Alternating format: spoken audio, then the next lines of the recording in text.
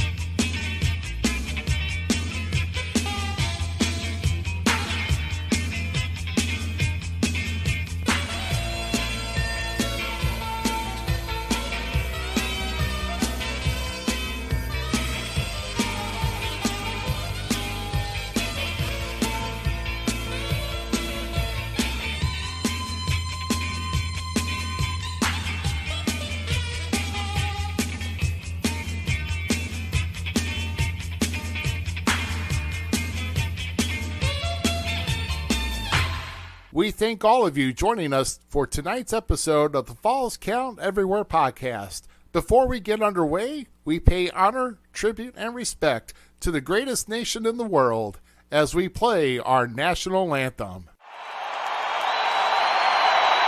Oh, say can you see by the dawn's early light what so proudly we hailed at the twilight's last gleaming, whose broad stripes and bright stars through the perilous fight, for that ramparts we watched were so gallantly streaming, and the rockets' red glare, the bombs bursting in air, gave proof through the night that our flag was still there.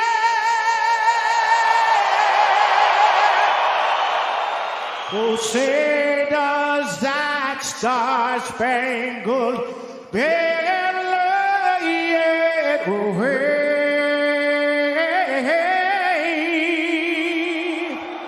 o'er the land of the free?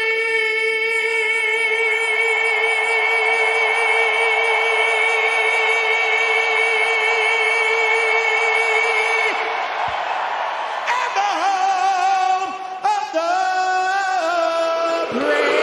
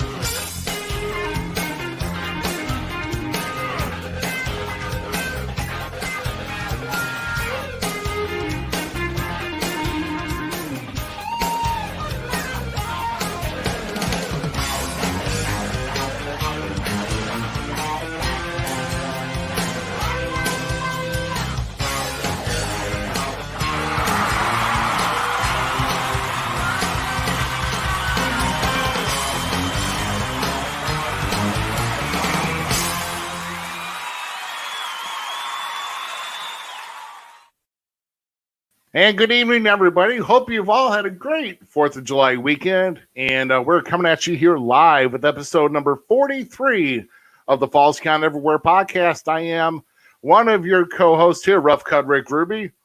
On the other side, and I'm just going to join him with me, is none other than Mr. GQ, Matthew Wayne Schuyler III. And we had some fun here this past week. Say what now? Bet you can't say that 3 times fast. Say a full name. Nah, it's all right. Let's see if you can do it. Nah, it's all right. I'd rather tongue twist in a different direction, my friend.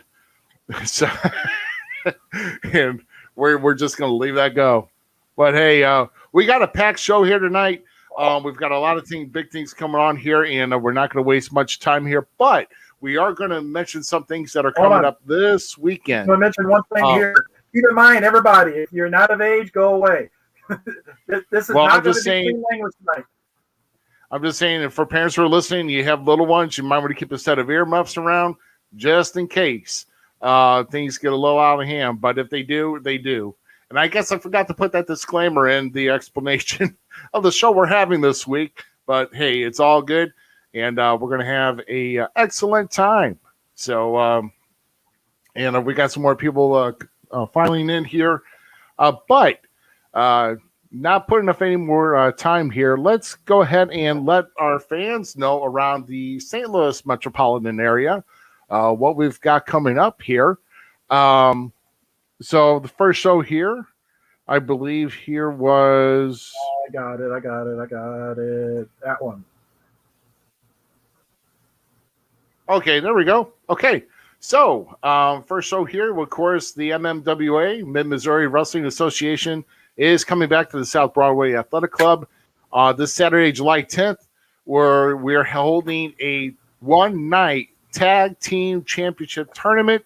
There are 8 teams here, which I am paired with another guy that's wearing the same colors. I guess that was kind of thrown in. I don't know. But me and Frodo the Ghost. You watched him too much.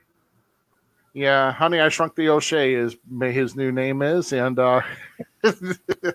but I'm sure me and Frodo the Ghost are going to do just fine, but you got the Reckoning, you got Johnny's or Switchblade, not Switchblade, and Jimmy D, Johnny Blade, and CJ Shine, Ricky Cruz and Keith Smith Jr. And yeah, so just a lot of teams that we're going to have. And come on down; it's $10 at the door. We still have tickets available, so come on down.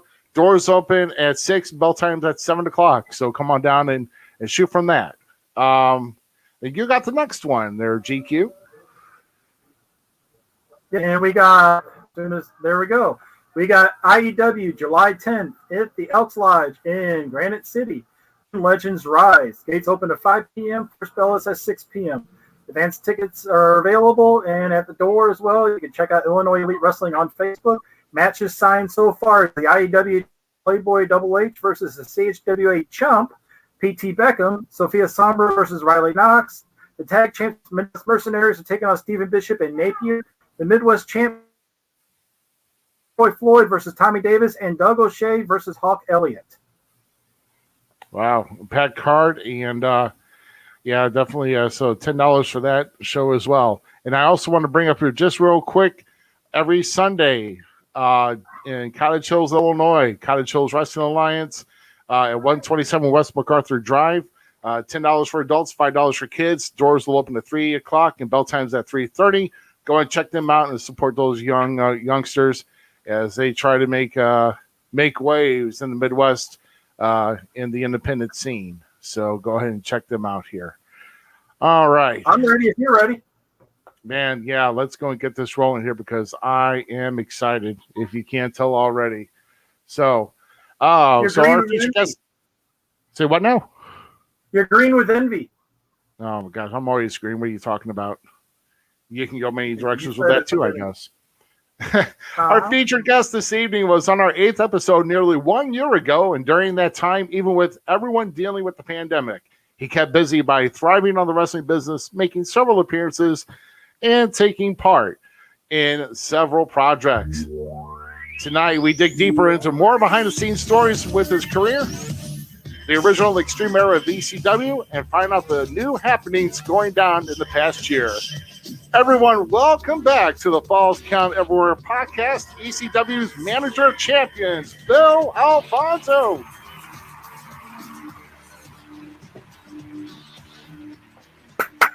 All right, Fonzy, what's going on, Daddy? Hey, man, how you doing, man? I'm doing excellent. I'm happy to be on my favorite podcast, Falls Count Everywhere, Daddy. The favorite podcast of all the U.S.? Hell yeah. You guys do it right, man. Congratulations on your. Is this a 43rd episode? 43rd episode, yeah. Damn! Congratulations, guys. Hey, man, we're just plugging away, and hopefully we're going to have a lot more people joining in here. So, oh yeah. Hey, by the way, real quick here, GQ Playboy's kind of letting you know. Just saying, man. Just saying. He's letting you know. I saw. Your lag is bad. Your lag is bad. So, Fonzy, what's going on in your world, man? What have you been up to? Well, I've been keeping super busy, doing exactly what you guys opened up the show about, talking about independent wrestling around St. Louis. Everybody supports your indie wrestling. It reminds me, St. Louis, I always think about Harley Race. When I hear St. Louis, and he was one of my favorite top 5 wrestlers of all time, Harley Race, Dusty, of course. And I've been just keeping super busy, man, doing a few podcasts here and there, doing a lot of indie shows, and doing a lot of Fan Fest, which I really enjoy. I get to mingle with the people, and it's really cool. I just did one in Jacksonville. Had a couple thousand people. I was in Baltimore last month. We did a big one there. I got one coming up. Let's see. The date on this one is, it's in Hamburg, Pennsylvania, July 24th, July 21st. It's Legends of Hamburg. It's going to be great. All my ECW superstar friends are going to be there. Sandman, Todd Gordon, Francine, so many. I can't even name them all. It's going to be big. And actually, this company I'm really involved with, foreverfan.club, they're going to have a booth there, and we're going to sponsor people doing promos. So we're going to have a booth set up with cameras and lights and action, and I'll be doing promos with the fans. We did it in Baltimore, and what a great turnout. People were doing great promos, man, and we had a lot of fun. So I'm looking forward to seeing everybody in Hamburg doing promos with Bill Alfonso, Daddy, for foreverfan.club. We won't be hard to find. You know what I mean? I'll be blowing it in Hamburg, Daddy. So come check us out in Hamburg and do some promos with me. Awesome, man. That's some good stuff, man. Yeah. So, yeah, with a lot of appearances you got going on, I mean, I know that the rest of the year is just going to get a lot more busier for you, and we're going to roll right in to a lot of things here. And hey, before we roll in, can I sponsor a little contest on Falls Count Everywhere right now? Oh yeah. Okay. Yeah. This is to all the listeners out there. I'm going to ask a question. Whoever comes up with the answer is going to win instantly, and they'll ship it out tomorrow. It's one of my new Extreme Championship whistles. They're really doing well. People seem to love them. Mattel, a division of Mattel Toys made them for me. They're packaged beautiful. And so the winner of the contest is going to receive one of these. So I'm going to ask you guys a question right now.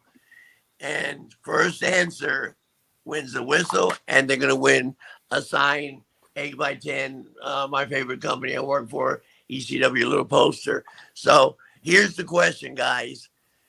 In 1991 in Tokyo, a joint show with WCW and New Japan, I refereed the main event in front of 65,000 people in the Tokyo Dome.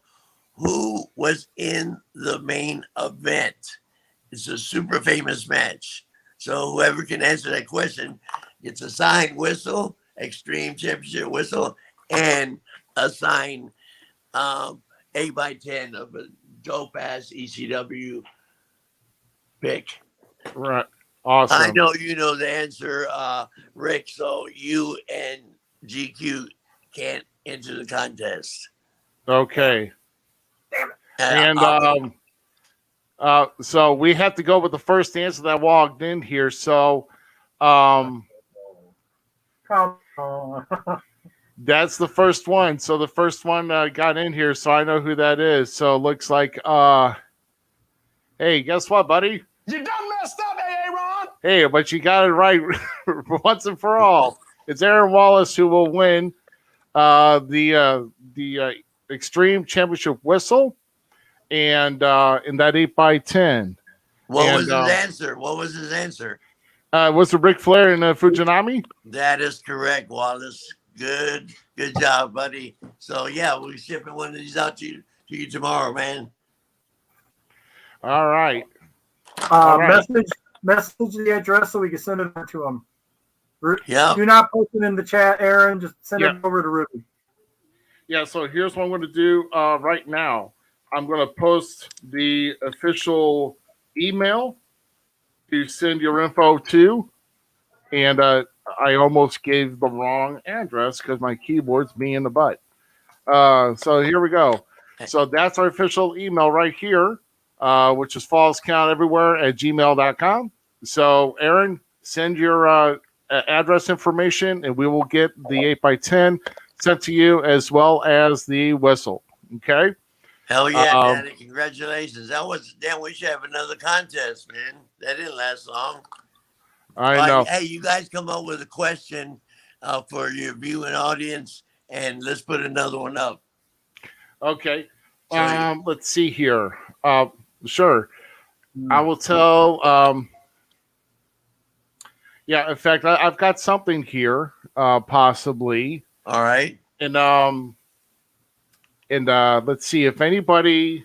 Let's see. Well, first off, before we do that, did you have another prize? Because we talked about possibly another prize with your assistant the other day. Oh yeah, was it a personal phone call from me? Yeah, like a personal cameo or video shout out. Yes. Yeah. Yep. Okay. Cameo video shout out. So let's do that. Okay. So Aaron, if you're listening, you've already won. Okay. So we want somebody else to possibly win here. Okay. So my question is, what match did Bill Alfonso referee at WrestleMania 9? Oh, that's a good one. What match was he?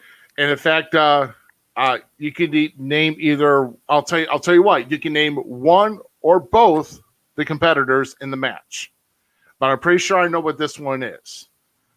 So, if I know that I know Guido had guessed before, if he's got something on that, you can either call in or you can either put the answer in the chat. But we'll yeah, don't Google it. You people listening, don't Google it. If you don't know the answer, don't Google it. That's not calling it right down the middle. Be fair, Daddy. Yeah, but like I said, we won't wait on that though.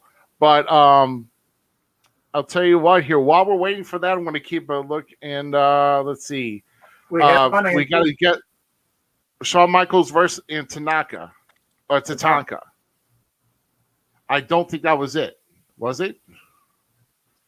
Now you only had one match at WrestleMania 9. Am I understanding that right? I had two matches. I had two matches. Gosh. This match doesn't count. It was Doink the Clown and somebody.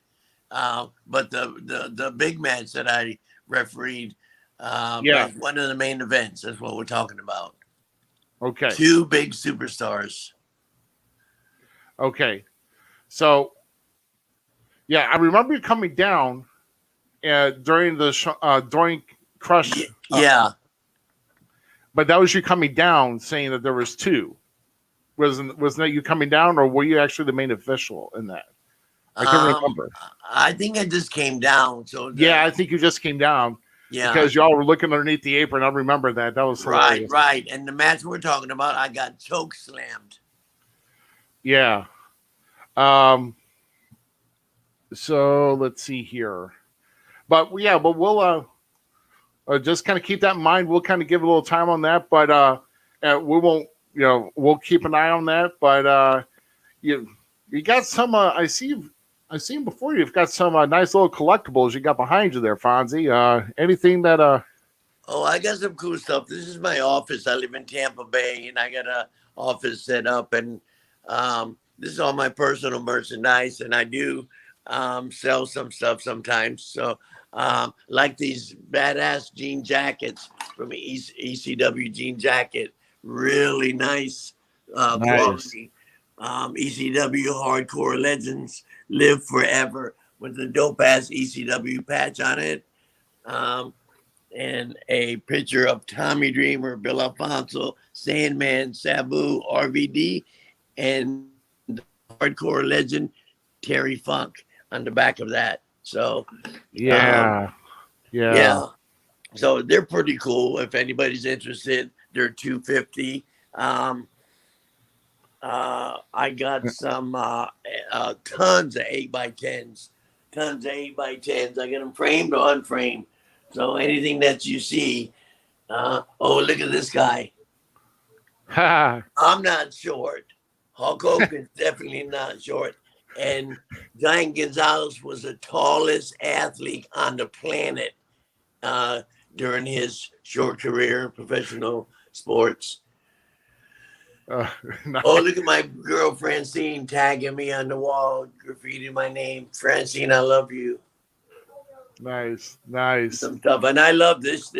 I have never seen another one. Somebody gave me this shirt a long time ago. You remember when Andre the Giant did Prince of Brides? The Princess Bride. Yeah. Yeah. So I get a T-shirt with him on it from the show.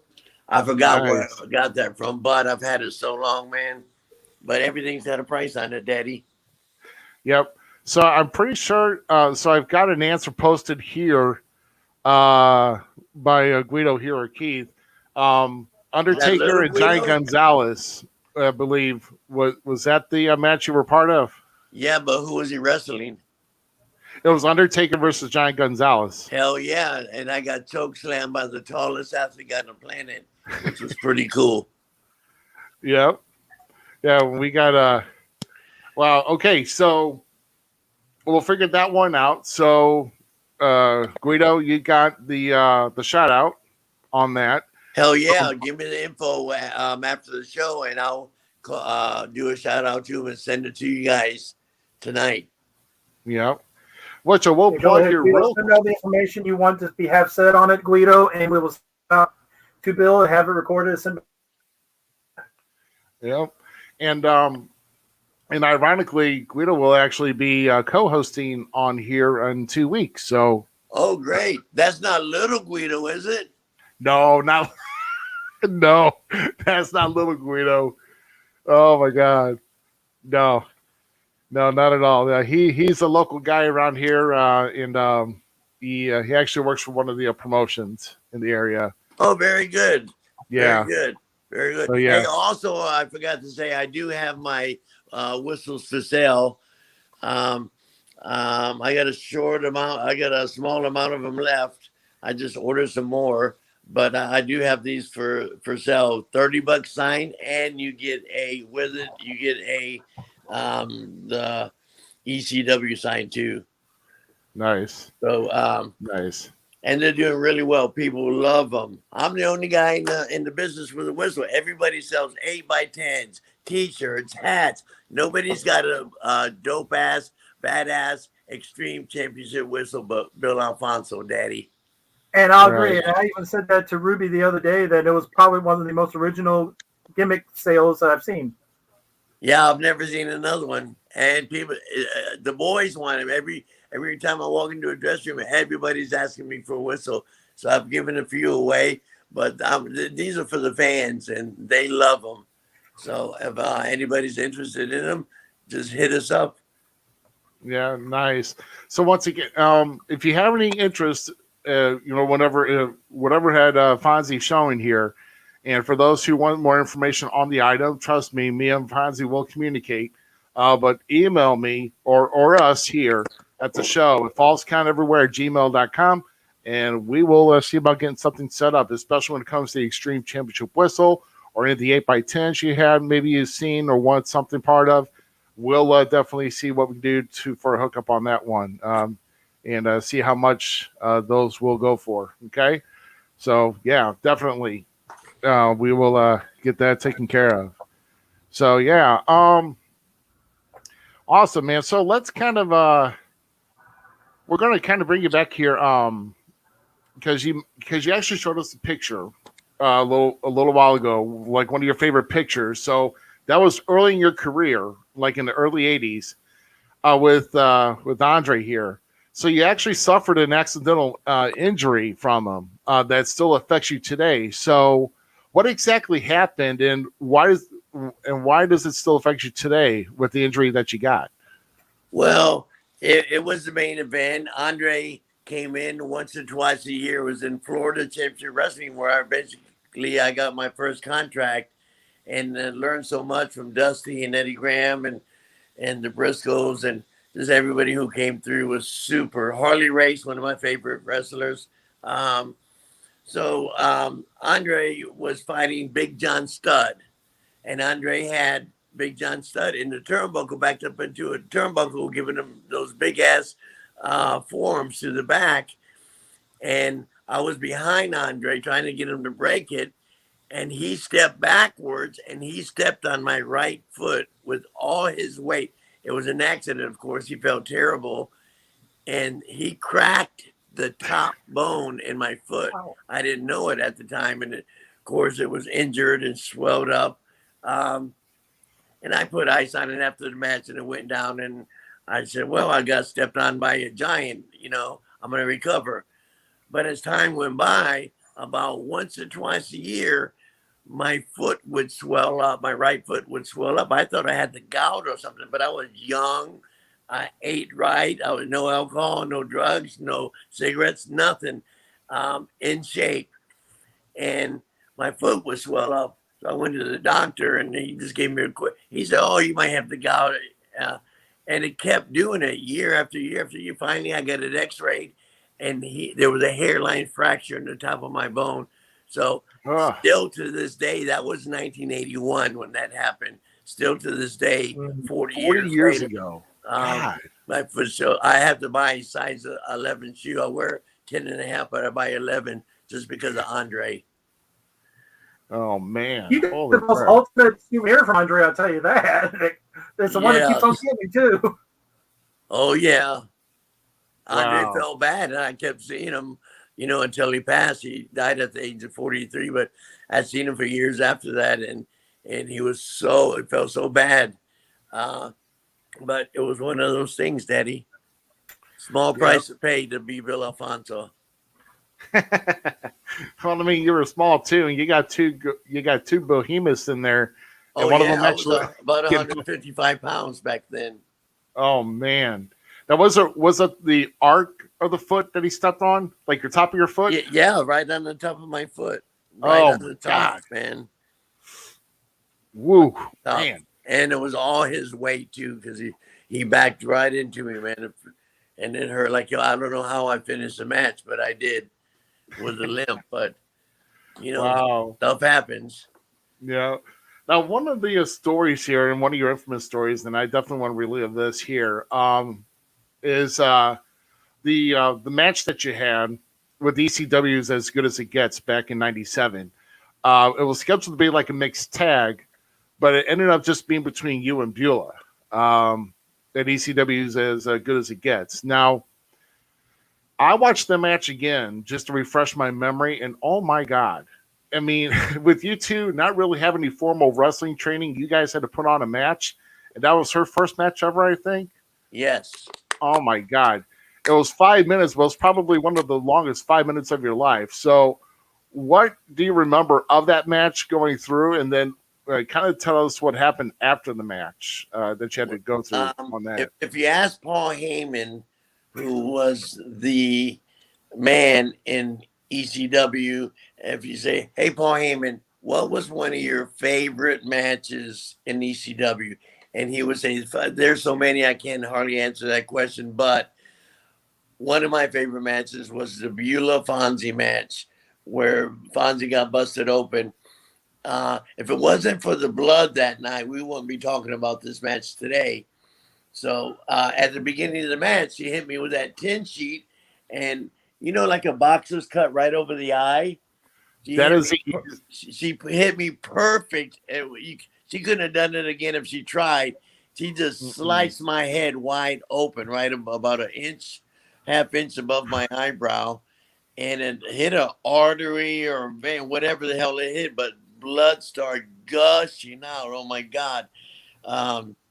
So we continued the match, and hell of a match, two non-wrestlers, and we did a great job. Beulah was fantastic in that match. And when I went to the dressing room, the paramedics were there, and they looking at my head. Head trauma gets full attention. So they couldn't stop the bleeding. And so I had been bleeding already for 7 or 8 minutes, and they tried to stop the blood, and no way. So they put a big piece of steel and taped a cold steel on my head and taped it up and rushed me to the hospital like a 911 rush. They weren't bullshitting because I had lost, they're guesstimating about 30% of my blood. That was a lot of week. So they rushed me to the hospital. And head trauma oversees anything else. So they took me right in. And one of the nurses, doctors coming right over, one of the nurses started taking the tape off of my head, the wrap. And I said, "Hey, I wouldn't do that if I were you, because it's going to start bleeding again." She said, "Don't tell me how to do my job. I've been a nurse for 20 years. So she untaped it, and as soon as she pulled that piece of steel off, blood shot all over her, squirted all over her white outfit, all over her face. That's called karma, is what that is. So that was in I think 97. Did you say, Ruby? yeah, it was 97. Yeah, 1997. Man, they stitched me up inside and out, man. It was crazy. And they wanted to admit me in the hospital. I lost so much blood, but I had a flight out the next day. I said, "No, I'm not getting it." So after they stopped the bleeding and got me stitched up, a couple hours later, they wanted to admit me. I said, "No, no, no, no." So I had to sign a release form to leave the hospital. Oh. The doctor told me, "Whatever you do, don't drink any alcohol, don't smoke, don't take any pills." So they wheeled me out in a wheelchair, and Sandman was out in the parking lot waiting for me. And as soon as I get out there and get in his van, he's got a big 44-ounce 7-Eleven cup, halfway filled with Grey Goose and cranberry, a Percocet, and a joint. Of course, I did all three of them. You know how the boys are. We're a little fucking crazy.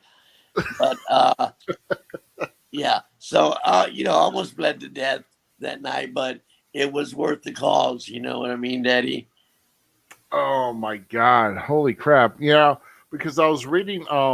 Because actually Beulah was asked about that in an interview over a year ago, right before the pandemic, and she was fearing that you were not going to make it for some reason. But man, when she turned around and she waffled you, man, she like was trying to mold your face into that metal, and it's not a tin pan, dude. I know what some of these things sound like. That was not a tin pan. No, it was sometimes cooking sheet, and the edge caught me perfect, man, and just split me wide open, man. Oh I man, still got the scar. If you can see the scar, it's right here. Let me put a light on it. You can see the scar. Can you see it? Yeah. Oh my. Oh, okay. Oh, here it is. Here it is. Right there. Okay. Yeah. All right, man. No, yeah, you must have caught an artery in the head or something. Yeah, I caught something, brother, because they could not stop the bleeding. And we wouldn't be talking about this match today if it wasn't for that blood. People, like blood and guts, sex and violence in ECW, and we gave it to them that night. Oh man. But nothing like getting out of the hospital and make it and letting Sandman be the life of the party to get you back on your feet, huh? Yeah, follow the doctor's orders, right? Yeah. So just out of curiosity, for those for the guys that were in their drinking prime, who would win between in a beer drinking contest between Sandman and Andre? Who do you think would win? Well, that's a tough one. I would say not, but don't second guess Sandman. At one time, he was a beer drinking machine. Oh, I'd put my well, money on Andre, but Sandman is a very runner up. I would say Andre is 51% and Sandman's 49.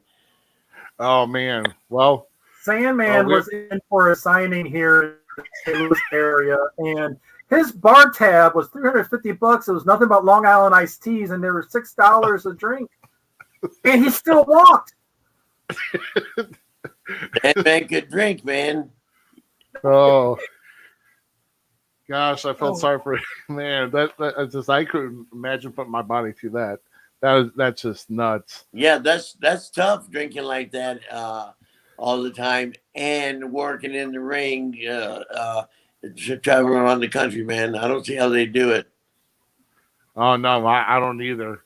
And I see some weird drinking combinations too, like energy drinks and beer together. I'm like, God, that is so damn nasty. I mean, what the hell? Well, energy drinks are bad as it is.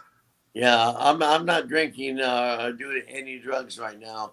I'm cleaning. I'll be 64 August 11th, so I got to slow down a little bit. So I made a promise to myself to get healthy, and haven't drank for a while. And Yeah, drugs, absolutely no drugs. But does marijuana count? Because RVD is one of my best friends. I think that's beginning to not count anymore. So you're right. It's legal in half the country. Oh yeah, I know, right? Yeah. And RVD. Not in Missouri really right now, but Hell yeah. Yeah. Oh my gosh. Okay, so another story that was requested to be brought back up was what went down between Lex Luger and Bruiser Brody in the steel cage match, where you were the official of it. Explain what went down during that match, and was there any type of friction between them before they went out to the ring? No, not at all. Brody's temperamental, superstar, big guy, been in the business forever.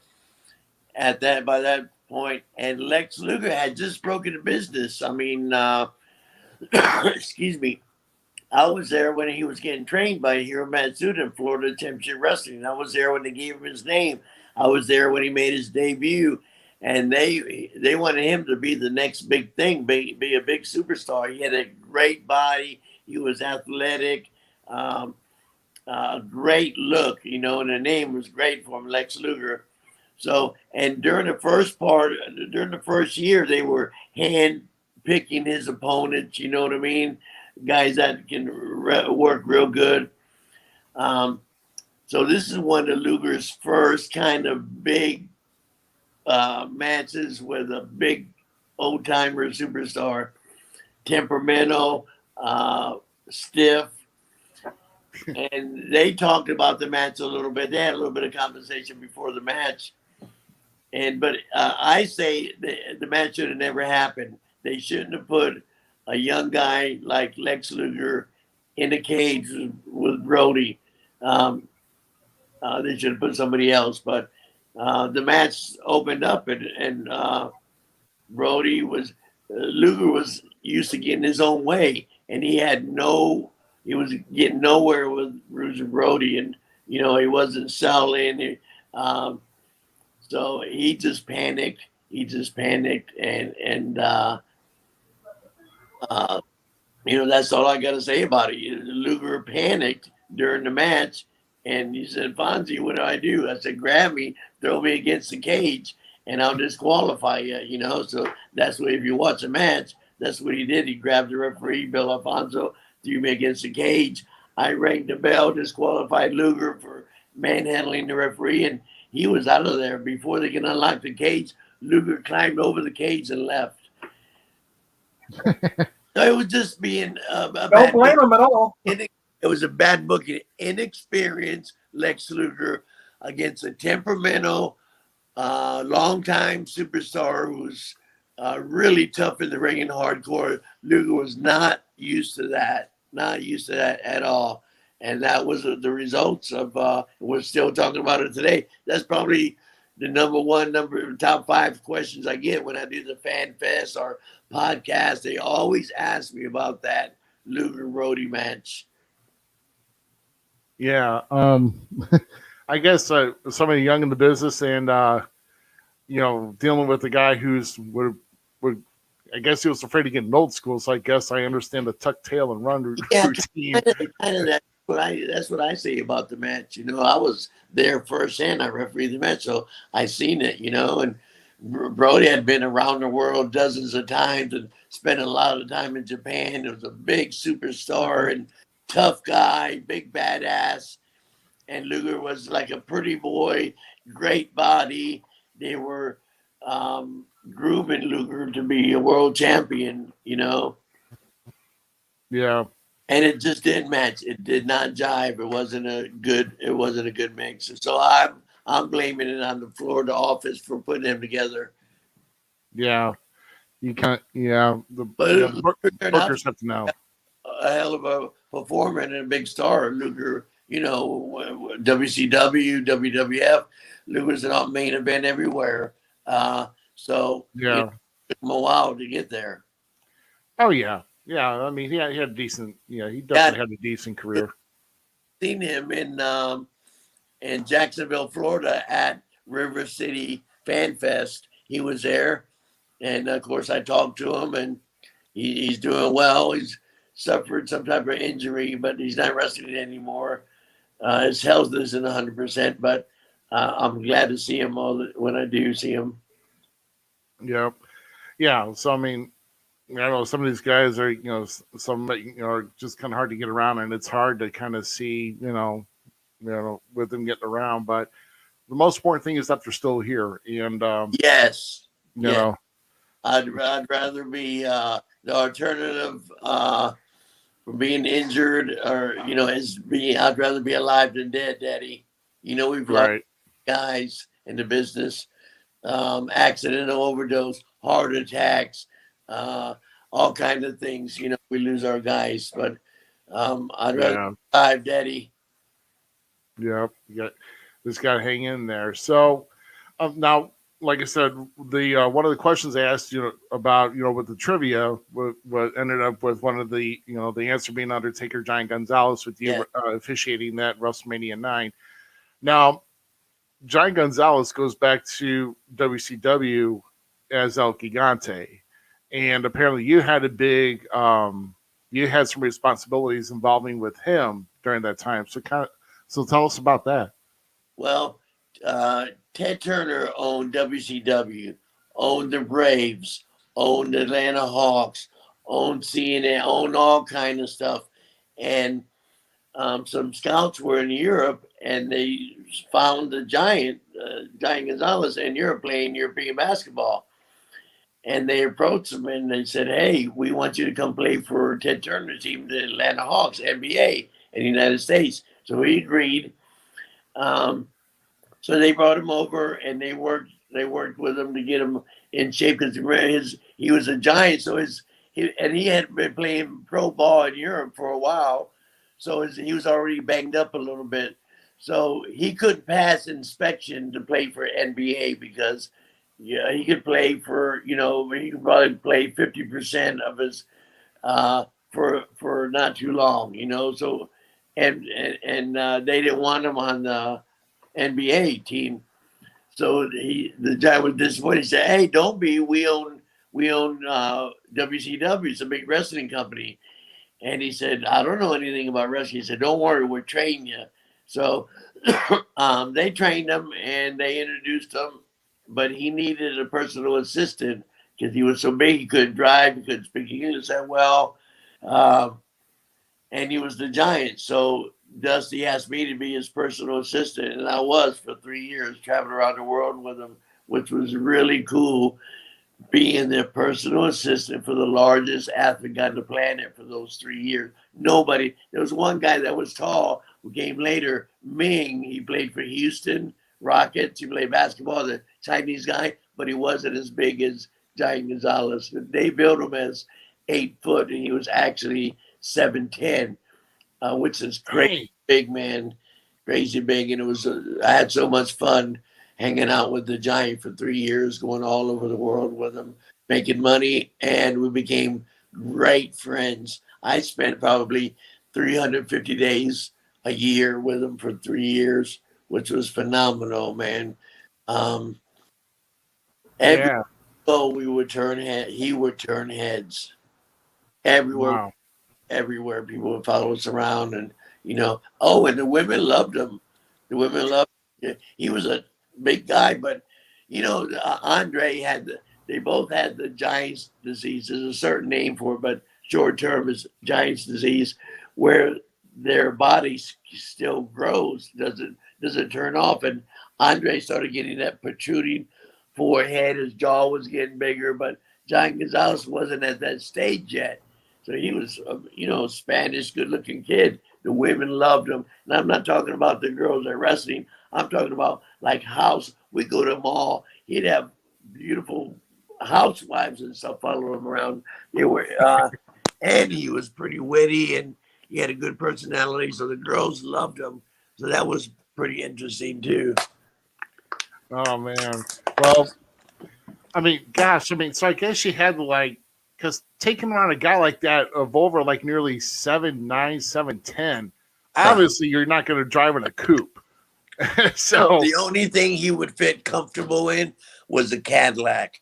I mean, we could have rented a van and all that, but we wanted something with some style and some pickup. So he fit into a Cadillac. So we had a Cadillac for 3 years, wow. A brand new Avis Cadillac. Every day would have a new Cadillac, and he loved them, and he could barely fit in there and be comfortable. But I we guess would with drive long distances. We would, and we would fly, and of course, he had to fly first class because it's so big. Yep. Yeah. I mean, I imagine even in the Cadillac, you have to put the seat all the way back and no one can sit behind him. Correct. And he didn't like anybody traveling with us, really. So it was just me and him all the time. Guys, when they do long trips, 3 or 4 guys jump in the car and jump in there. But it was just me and him. I did all the driving, of course. So I drove him around the United States, would fly into Los Angeles, and we would do San Diego and Los Angeles, fly to Honolulu, fly back to San Francisco. It was crazy, crazy trips. Vince ran everywhere. Vince had a show every night somewhere. Wow, man. So, man, that's awesome, man. Awesome to get that experience, especially with the guy, because he was really talked about too with another giant in the business. And to get that interaction was pretty cool. Um, so another guy, by the way, I just noticed you're looking more at you, with your ECW shirt with the Rob Van Dam and all that. That's pretty sweet, by the way. Oh, Like thanks. Thanks. That's I made this for a particular match. Vince McMahon's people called me. Have you guys seen Rob Van Dam's documentary? well, I know that I have. It's great. It's great. So Vince's people called me and they said, "Hey, Fonz, we would like you to be a part of the documentary because you were with him 5 years in ECW. You managed him. I was with him all the time."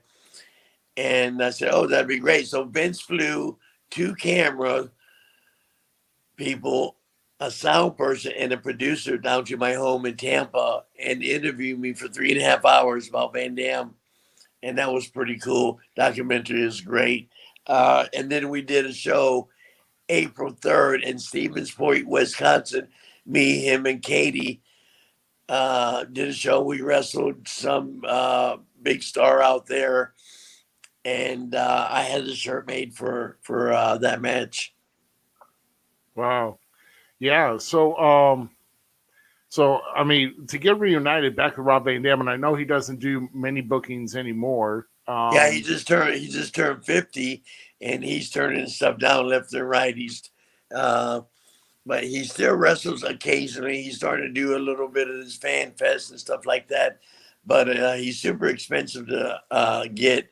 But he's worth every penny. He's the whole fucking show, Daddy. Oh yeah, absolutely. And nobody does a 5-star frog splash like Van Dam did. He had those super. He was kind of like superhuman doing all that stuff. Sabu was badass, but Van Dam just had those big ass legs and could. Man, he was tough. Yeah, yeah, and just and that documentary itself was really awesome. But um, I know, but I mean, as far as like getting the chance, I mean, that was probably your last time. Was that your last match you had with him, accompanying him to the ring? Yes, April 3rd this year. Yeah, because he's not wrestling too much at all, at all. Yeah, But I do see him occasionally. I'll fly out to Vegas, or we're making an appearance together or something. I talk to him a few times a month. He's still one of my close friends. I love RVD, and Katie's real cool too. Um, so I'm once you're locked in with the boys, it's like family. It's like, you know what I mean?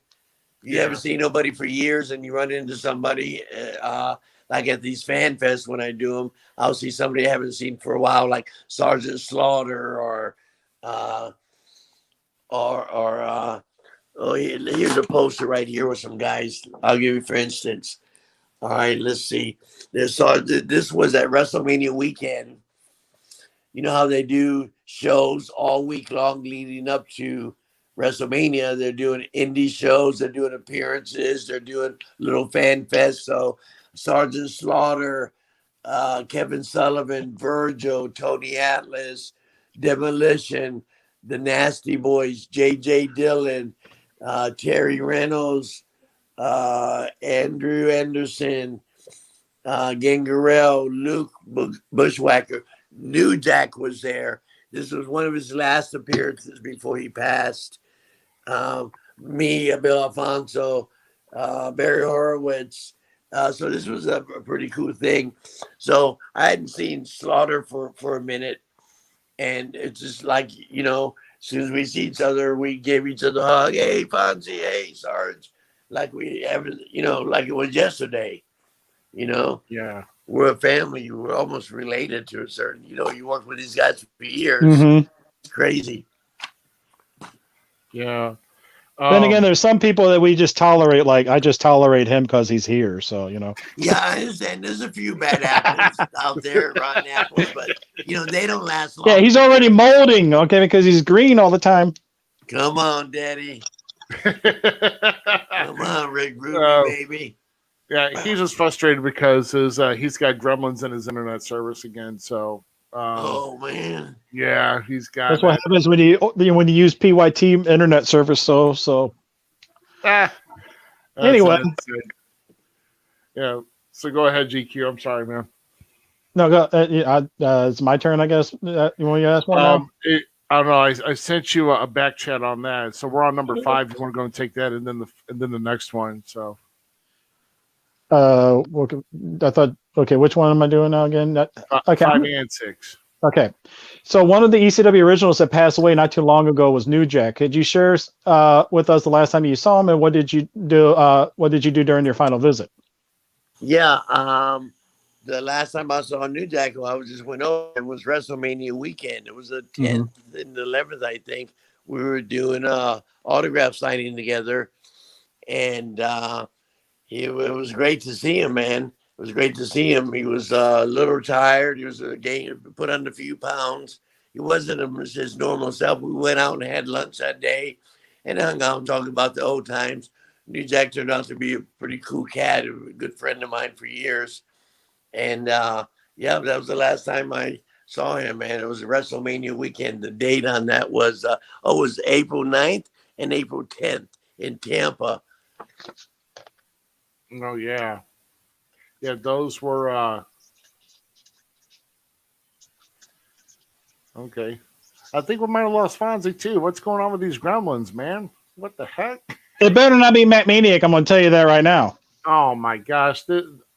Hey, we worked very hard to get Fonzie back here. And if I know. Maniac, I'm going to tell you right now, if that Maniac is messing with my stuff again, he is going to be very sorry. So no Matt Maniac. But I'm back. But he's back. He's back. You all right, Daddy? Yeah. Something just happened. But no problem. Yes, I was thrilled to see New Jack and all my old superstar friends, Sarge, everybody. But that was the last time I saw him, April 9th and 10th, doing that show together. We had a great lunch together and talked about all the old times and how he used to beat the hell out of people. New Jack was really a badass in the ring and outside the ring. Bounty hunter, all kind of things New Jack was badass at. Oh, yeah.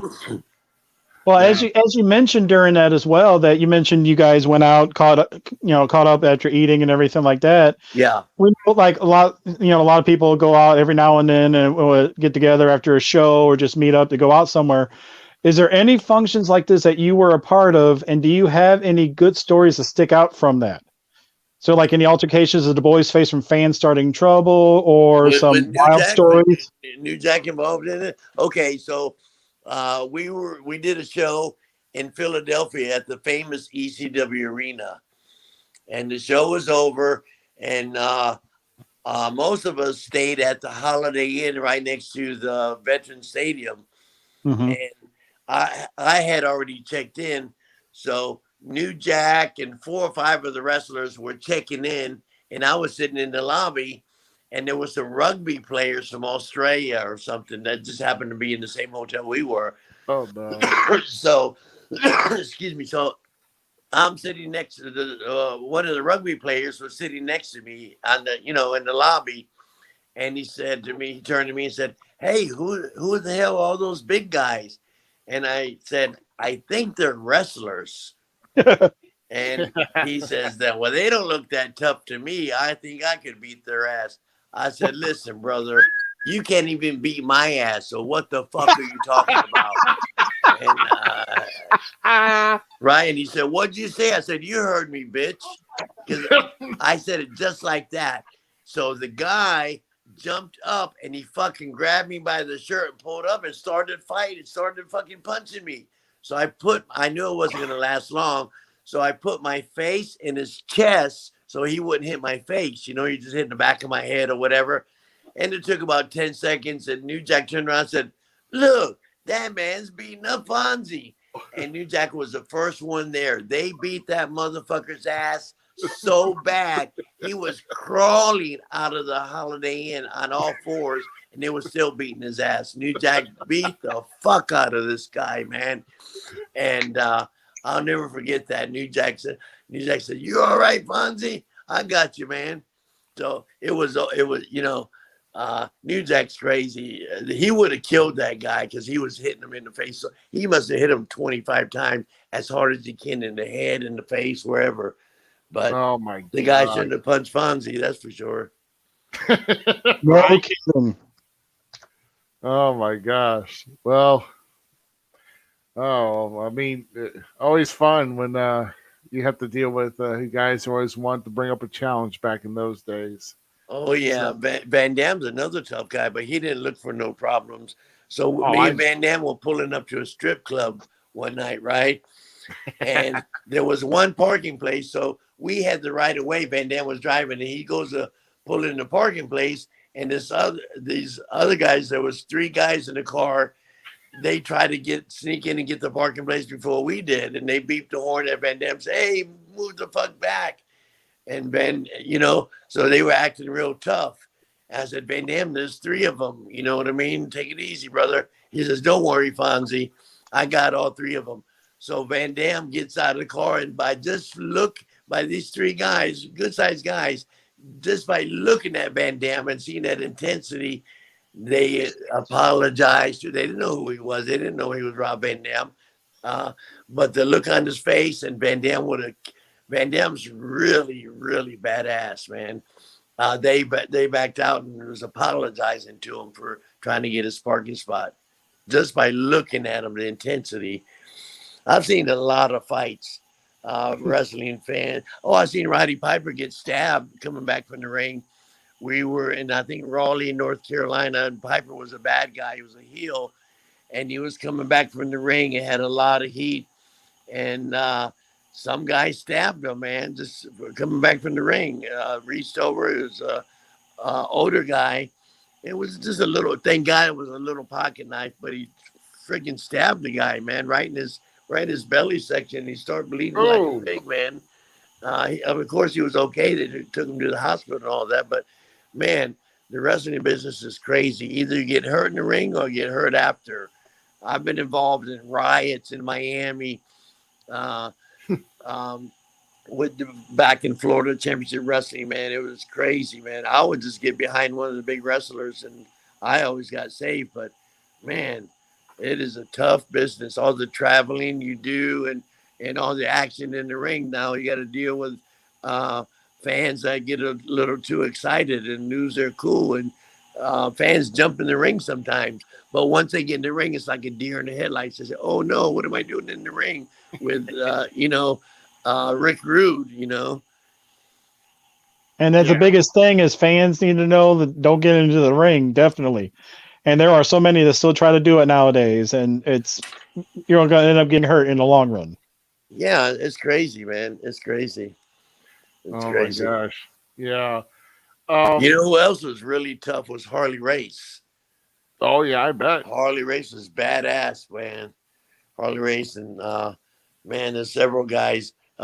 Ming, Prince Tonga, he's really badass too. There's so many of them that are really shooters and really are tough, And then a lot of guys are just workers. They're not so tough, but they love the business and they can work their ass off in the ring. But, they don't want to fight, but they just, they want to do the artistic stuff in the ring.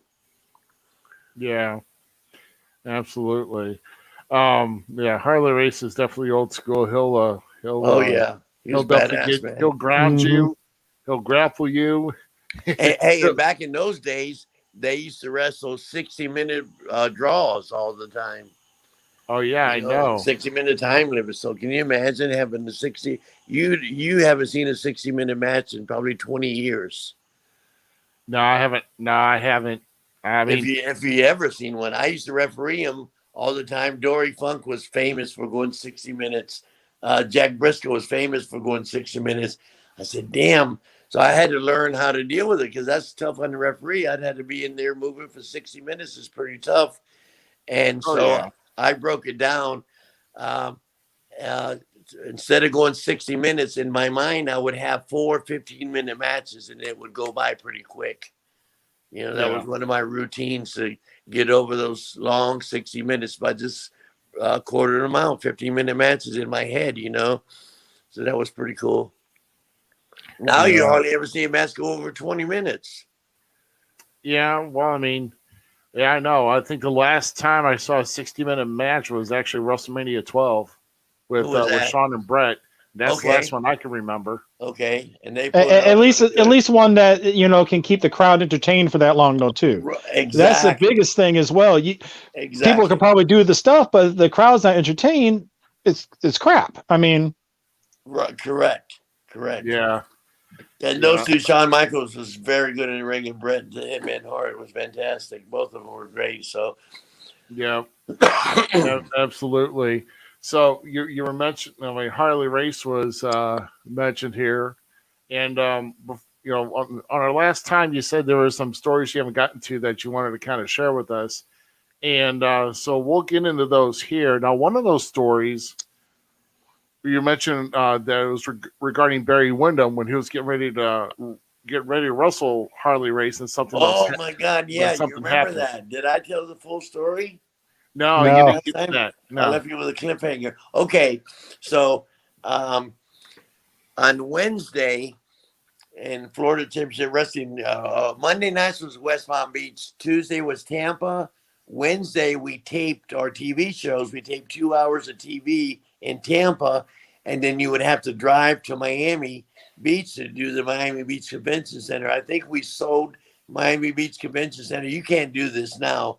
We sold Miami Beach Convention Center out 63 weeks consistently in a row.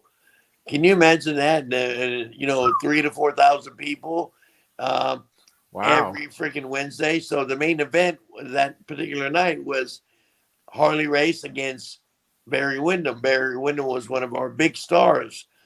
And so I was in the car. We were driving down after, a long morning doing TV. It was Steve Kern, Fonzy, Barry Windham, and Mike Rotundo. And we were driving and we were going through the Everglades. And we pulled over. And back then, we were making money. So, we were buying all kinds of gimmicks, radar detector. We had cell phones back then, but the cell phones were like the size of a shoebox. They were like a big battery, like almost like a car battery or small tractor battery with a phone on top of it. So we had all kinds of gimmicks, guns. So somebody wanted to stop. Somebody said, "Hey, let's stop and shoot the guns." Everybody had guns. So we get out, we start shooting, and Steve Kern's got a 9mm. So he starts shooting the gun. He said, "Hey, Fonzy, watch me hit that sign." It was not a stop sign, but, some type of sign, 45 mile an hour or whatever. I said, "Steve Kern, Stevie Wonder can hit that sign. The sign's so big." He said, "No, Fonzy, I'm going to hit the pole, the 2-inch pole holding the sign up." I said, "Okay, if you can do that, I'll say you're a good shot." So he takes aim and he shoots the gun. He hits the pole, but the bullet ricochets off the pole because the pole is round, and the bullet hits Barry Windham in the leg. Down he goes. I've been shot. And as soon as that happened, my phone rings. He knows I'm with Barry Windham and Mike Rotundo and Steve Kern. They're all in the main events, especially Barry Windham. He's scheduled to wrestle Harley Race for 60 minutes. Dusty's the booker. Dusty says, "Hey, where are you guys at?" I say, "Oh, Barry Windham just got shot." And Dusty's going crazy on the other end of the phone. What happened? I told him what happened. And he said, "How bad is it?" I said, "Well, we can see the bullet. It ricocheted off a sign and hit him in the leg. We can see the bullet." He said, "Dig the bullet out, tape him up, and get him to the arena." So somehow we dug the bullet out of Barry Windham's leg. We wrapped it up with gauze or whatever we had. We get to the building, and he wrestled Harley Race that night for 60 minutes. Oh, my God. It was crazy. And then, of course, you went to the hospital after, but, to get checked out so he would get, infection and all that. And they cleaned him up real good. And but crazy, right? Oh my gosh, yeah. I guess he was okay to go. I guess they didn't hit an artery or a vein. Yeah, for some reason he got a lucky break, man. I could have hit him in the head, could have hit him in the balls, could have hit him anywhere, but hit him right in the like the thigh area, and you could actually see the bullet. It penetrated, and you could open the hole up and see the bullet right there. So I think Mike Rotundo or Steve Kern got his knife out and dug it out. And Barry was in a lot of pain, but we wrapped him up and drove to Miami, and he wrestled Harley Race for 60 minutes, man. Wow. Now there was, but that's what's funny. Well, that's what's funny with promoters and everything and bookers and everything. It's like my friend just got shot. Well, can you tape him up and bring him still? I mean, it's like, yeah. That's insane. Now there was another one that you left us kind of hanging with the gathering with you, Superstar Billy Graham, Kevin Sullivan, and Outlaw Ron Bass. Yeah. Oh my God! So this is another Miami deal. So, of course, Wednesday morning we would tape TV, like I said, and then drive to Miami, and the main event guys could afford to rent a plane that day. It was a pilot twin engine plane, and they were flying to Miami. It's a 45-minute flight versus a 5-hour drive in a car. So there was a spot open. Usually I would drive because I'm considered preliminary, first match, but I was a main event referee, but, I wasn't able to afford to fly with these guys, I'd rather pay $20 for trans than paying $150 for a seat on the plane, you know? Yeah. So, excuse me, guys. So, I get in, we meet at the airport, at the private airport. It was Sir Oliver Humperdinck, who was huge, Ron Bass, who was super big, Superstar Billy Graham was big, Kevin Sullivan, they all weighed 250 to 300 pounds, all of them, big guys, and me. So the pilot, we all get in the plane, and the t-shirt girl, the merchandise girl, wanted to jump in the plane, and the pilot says, no, with their bags and their guys being so big, the plane's already overweight. There's no way you can fly with us. So she didn't get on the plane, thank God, or else we'd all be dead maybe today. So we get on the runway, and the plane's perfectly beautiful, nice plane, twin engine, and we take off. The dangerous part of a flight is the takeoff, because the landing, something goes wrong, you can glide in, you know, but on the takeoff, you're headed straight up. You know what I mean? You're gaining altitude. So as we were gaining altitude, one of the motors starts sputtering. And every time it starts sputtering, the plane would turn sideways like this, look, completely sideways. Then the motor would come back on, it would go. So we have an emergency, and the pilot's changing gears, doing all kind of shit, touching buttons. He's on the radio saying, hey, 911, we got an emergency. We're going to do a bank and turn around and land, or one of our motors is fucking up. So this happened about 3 or 4 times. The motor kept sputtering and almost turned off. And every time it did that, the plane turned completely sideways and freaking everybody out. We were way up in the air, man. We thought we were going to die. Superstar Billy Graham was praying. Sir Oliver Humperdinck turned completely white. Kevin Sullivan couldn't stop talking. And I was there just amazed at all this shit. I said, okay, here we go. We're not going to make it. So finally we see the runway, and we see fire trucks, the foam trucks, paramedics, ambulance waiting for us, praying that we land, you know. And as we were almost gliding in, and right before we landed, the motor turned completely off. If it would have happened up there, we would have been up there another minute or two. We would have crashed for sure. And man, we were so lucky. The pilot was so good. Thank God we landed, got out of that plane. Everybody kissed the ground, literally kissed the ground when we got off the plane. And everybody said, we're never going to get on that plane again. Never.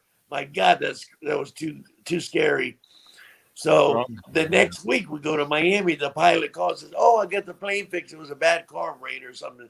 So what do? We jump on the same plane, crazy, and take off, you know. But we almost crashed, man. If it would have been another couple of minutes up in the air, we would definitely crash, man. And to see all these big superstar, tough guys, grown men, almost crying and begging and praying and turning different colors, it was a scary experience for all of us. And we were lucky, else somebody would have died in that. Maybe not all of us, but who knows? Oh my God. And you thought I was weird by being afraid of flying, Ruby. That's why. Oh, well, that's not a commercial plane. That's what I'm saying. This was a state of the art airplane. I mean, it was a nice freaking, $500,000 plane or something. Beautiful. Yeah. But something happened to the fuel system where it got clogged up, you know. Mm-mm. And man, we almost lost our lives. That's for damn sure. Oh my goodness! Wow. Okay. Well, it's kind of crazy that you guys like. Okay, well, we'll try this again. Yeah. Everybody, we kissed the ground. We got off the plane. We're never gonna get on that damn plane again. Never. And the pilot called us and said, "Oh, it's fixed. It was just clogged artery in the carburetor system or whatever the fuck he said."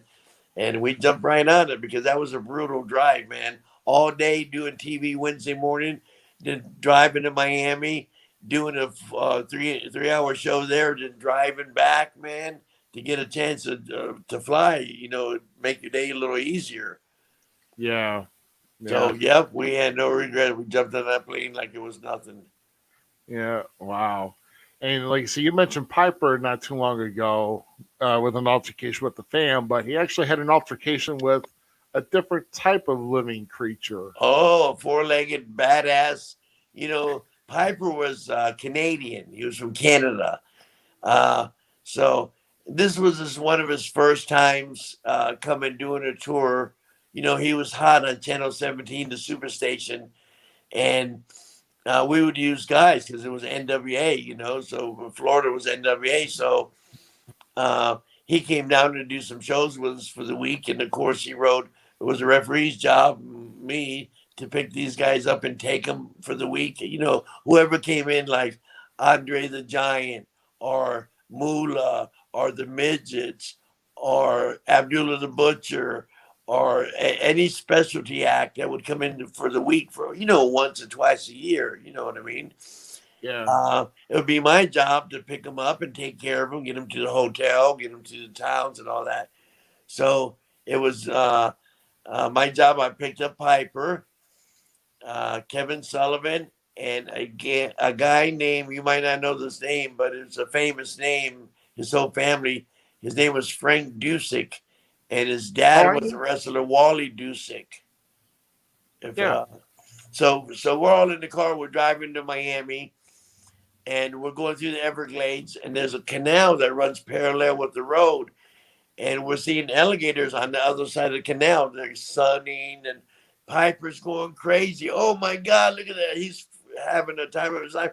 He's never seen an alligator natural. He can't believe he's seeing all these alligators. So we're driving, and Piper says, "Man, I wish I had a gun. I'd shoot the alligator." And Frank Dusick says, "I got a gun." So he said, "Pull over." So we pull over, and Frank Dusick goes in his wrestling bag in the trunk and pulls out this old 38 snub nose. It looked like old police special or something, And so Piper grabs a gun and says, "I'm going to shoot that alligator." Now the alligator's maybe 60 foot at the canal, 60 foot across. So he tapes. There's no way Piper's going to hit this alligator. It's like Steve Kern hitting the sign, So Piper takes aim at the alligator, pulls the trigger, bam, he hits the alligator. What a lucky shot. And the alligator starts going in convulsions and has an attack, and the alligator starts to crawl in the water, and he turns upside down. He's floating in the water, but he's on the other side of the canal, maybe a 6 or 7 footer. And Piper says, "Man, I want that alligator. I want the alligator." So he's going to swim across the Everglades in the canal and retrieve the alligator. So he starts taking his clothes off, takes his pants, shoes, pants, his shirt. He's standing there in his underwear. And Kevin Sullivan says to Piper, "Hey, I'm going to go down about 30, 40 feet and splash the water and draw the other alligators to me. Meantime, you go across the canal, swim across the canal, and grab your alligator and bring him back." So Piper is fucking crazy, and that's what he does. Kevin Sullivan's splashing, and some of the gators go towards Kevin. Meantime, Piper's in his underwear, and he's, walking out, and it gets deeper and deeper. So finally, he starts swimming towards the alligator, the dead alligator who he shot. So he gets about halfway to the alligator, and the alligator flips back over. He was just playing possum, I guess, because he started heading towards Piper. And the cartoon like the Roadrunner, where he's running into the place going a million miles an hour, his legs are moving. So it looked like a cartoon. There's an alligator chasing Roddy Piper, and Piper's swimming like he's swimming slow, but his arms are moving like engine, real fast. It looked like a cartoon. It was the funniest thing. I couldn't stop laughing. It was crazy. So that's Piper hitting an alligator, shooting an alligator, trying to retrieve it, and it was just playing possum and chased him out of the water. Oh my God! Ask Kevin Sullivan about that story when you see him. Wow, that is ridiculous. Yeah, in the That middle of is the funny. Everglades. I mean, there's a couple million alligators in there. We just had a alligator attack somebody in a pond in Tampa 2 days ago, and it killed the person. Wow. Yeah, so if that big ass alligator would have got a hold of Piper, there would be no Roddy Piper legend stories no more. Even though we lost him, we would have been gone a lot earlier. This was, I would say, about 1984 or 85. Yeah. It was probably right before he went over to New York. Yes. Yeah. Yep. So I swear, I thought we had some good stories back in the day, Ruby, but we never had any that involved either a shooting or an alligator. no. Or the plane crash. Oh yeah, or the The plane near crash. plane Nah. crash. Which Ain't is nothing pretty funny cool. about it. Which is pretty cool. Yeah. Nothing funny about an airplane. That's for dang sure. Oh yeah, man. Our No life kidding. for our eyes. Yeah, true. But it's a great story. I can talk about it on Falls Count everywhere, Daddy. Oh yeah. So next thing I was going to ask you about, record. We're going to flip back here to ECW. Okay. On the so the year 2000, basically with everything was starting to go toward a decline. With trying to stay afloat financially. Yeah, we had no corporate sponsors. You know, Vince Yeah. McMahon, we had no Budweiser, nobody corporate sponsored us. So we were we were making $13 million a year, but we were spending $14 million with the talent fees, the cameras, the ring, everything. It was tough, man. Yeah. But somehow we did it. And during the last year or two, Vince McMahon lent us $1 million to keep going. Vince didn't like it so much, but you know who loved us was his son, Shane McMahon. He loved ECW. So, yeah, man, no corporate sponsors, man. So we were about to lose it.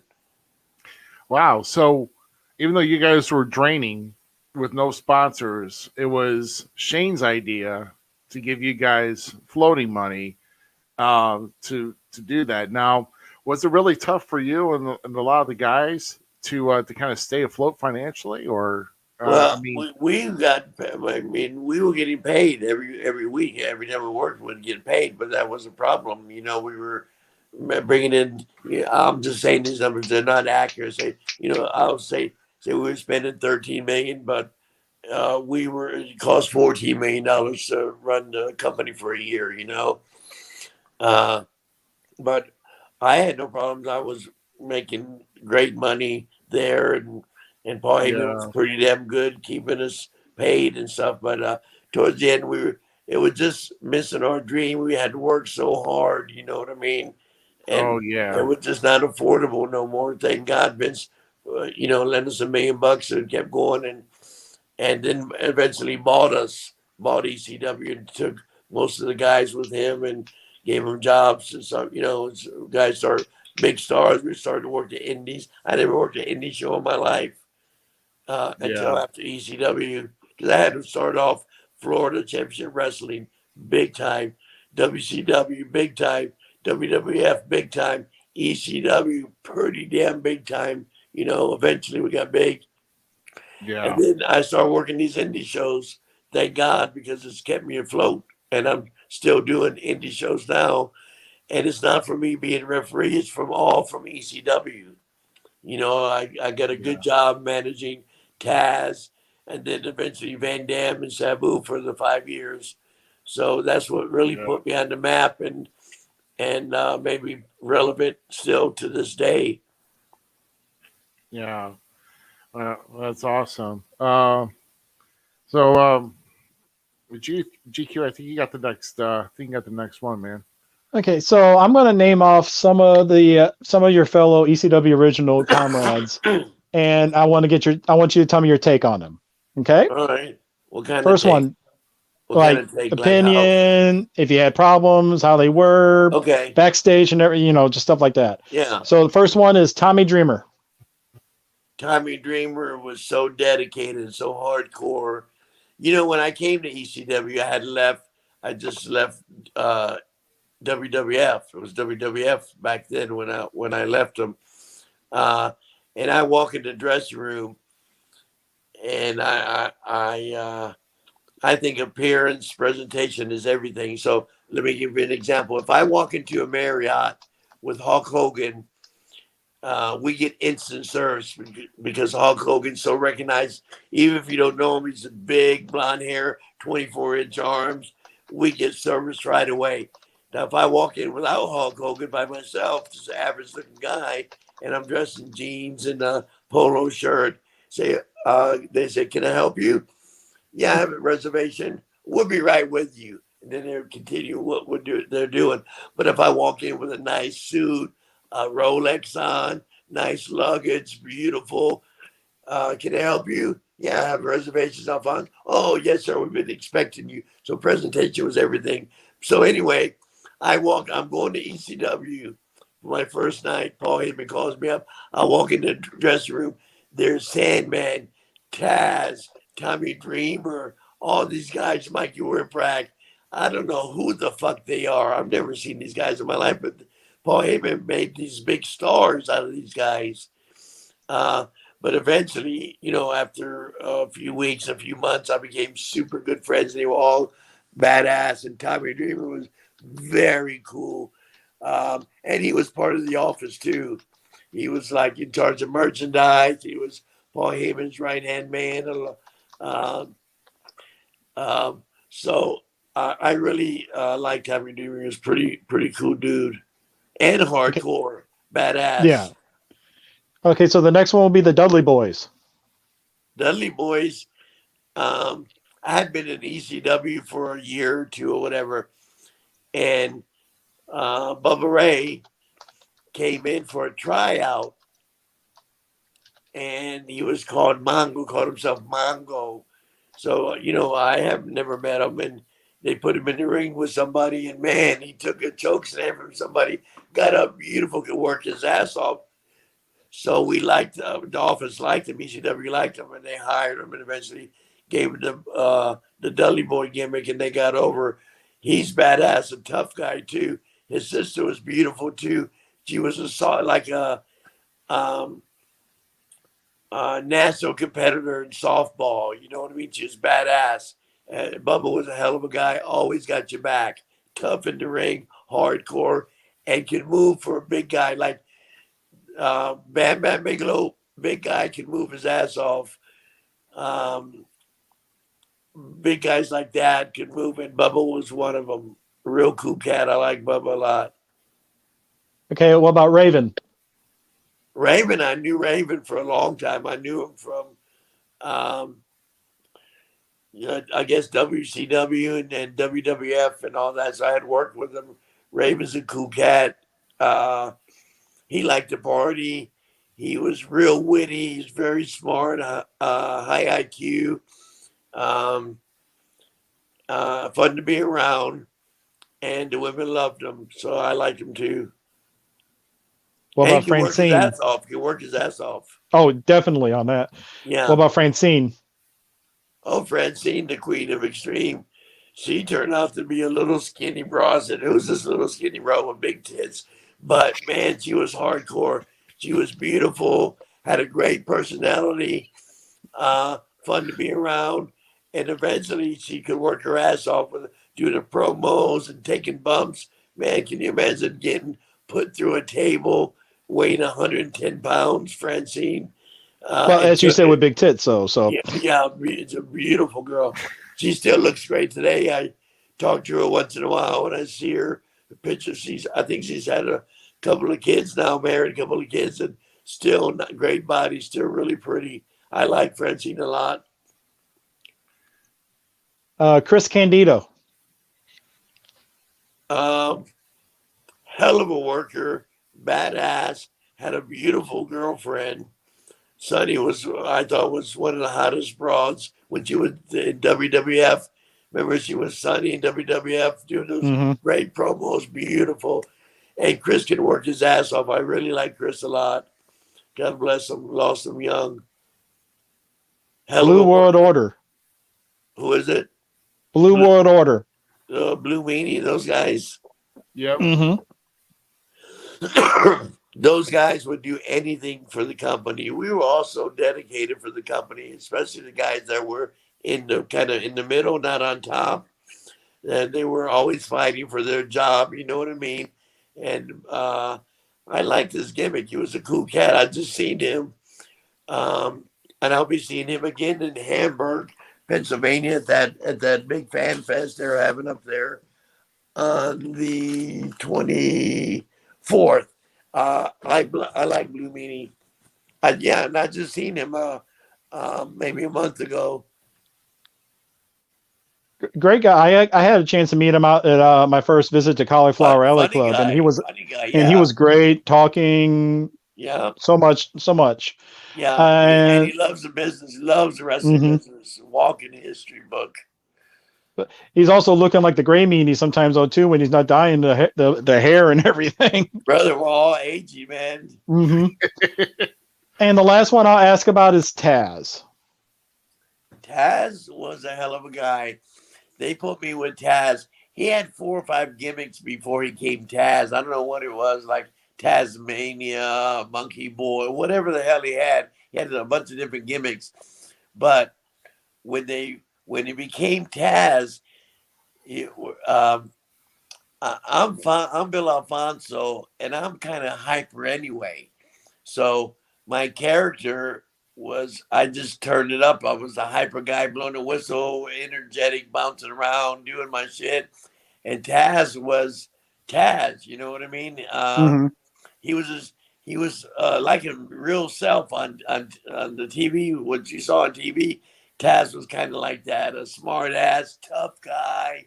Uh, he wasn't the partying type. You know, he wouldn't go out and party with us and, you know, to the strip clubs and bars and hang out with us and all that. He'd go back to the room and drink milk and cookies and stuff. But he was okay. Taz was great. He was great. I was with him for about a year, man.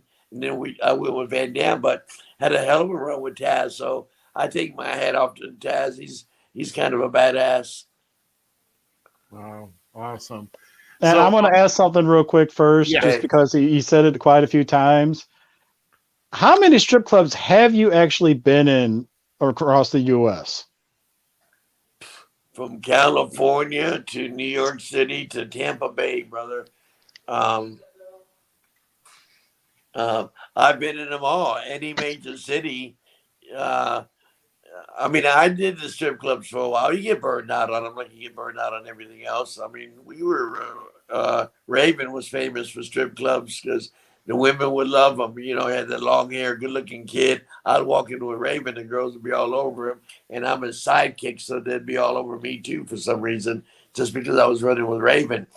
So quite a few, all the big name strip clubs, but you know, you get burned out on them after a while.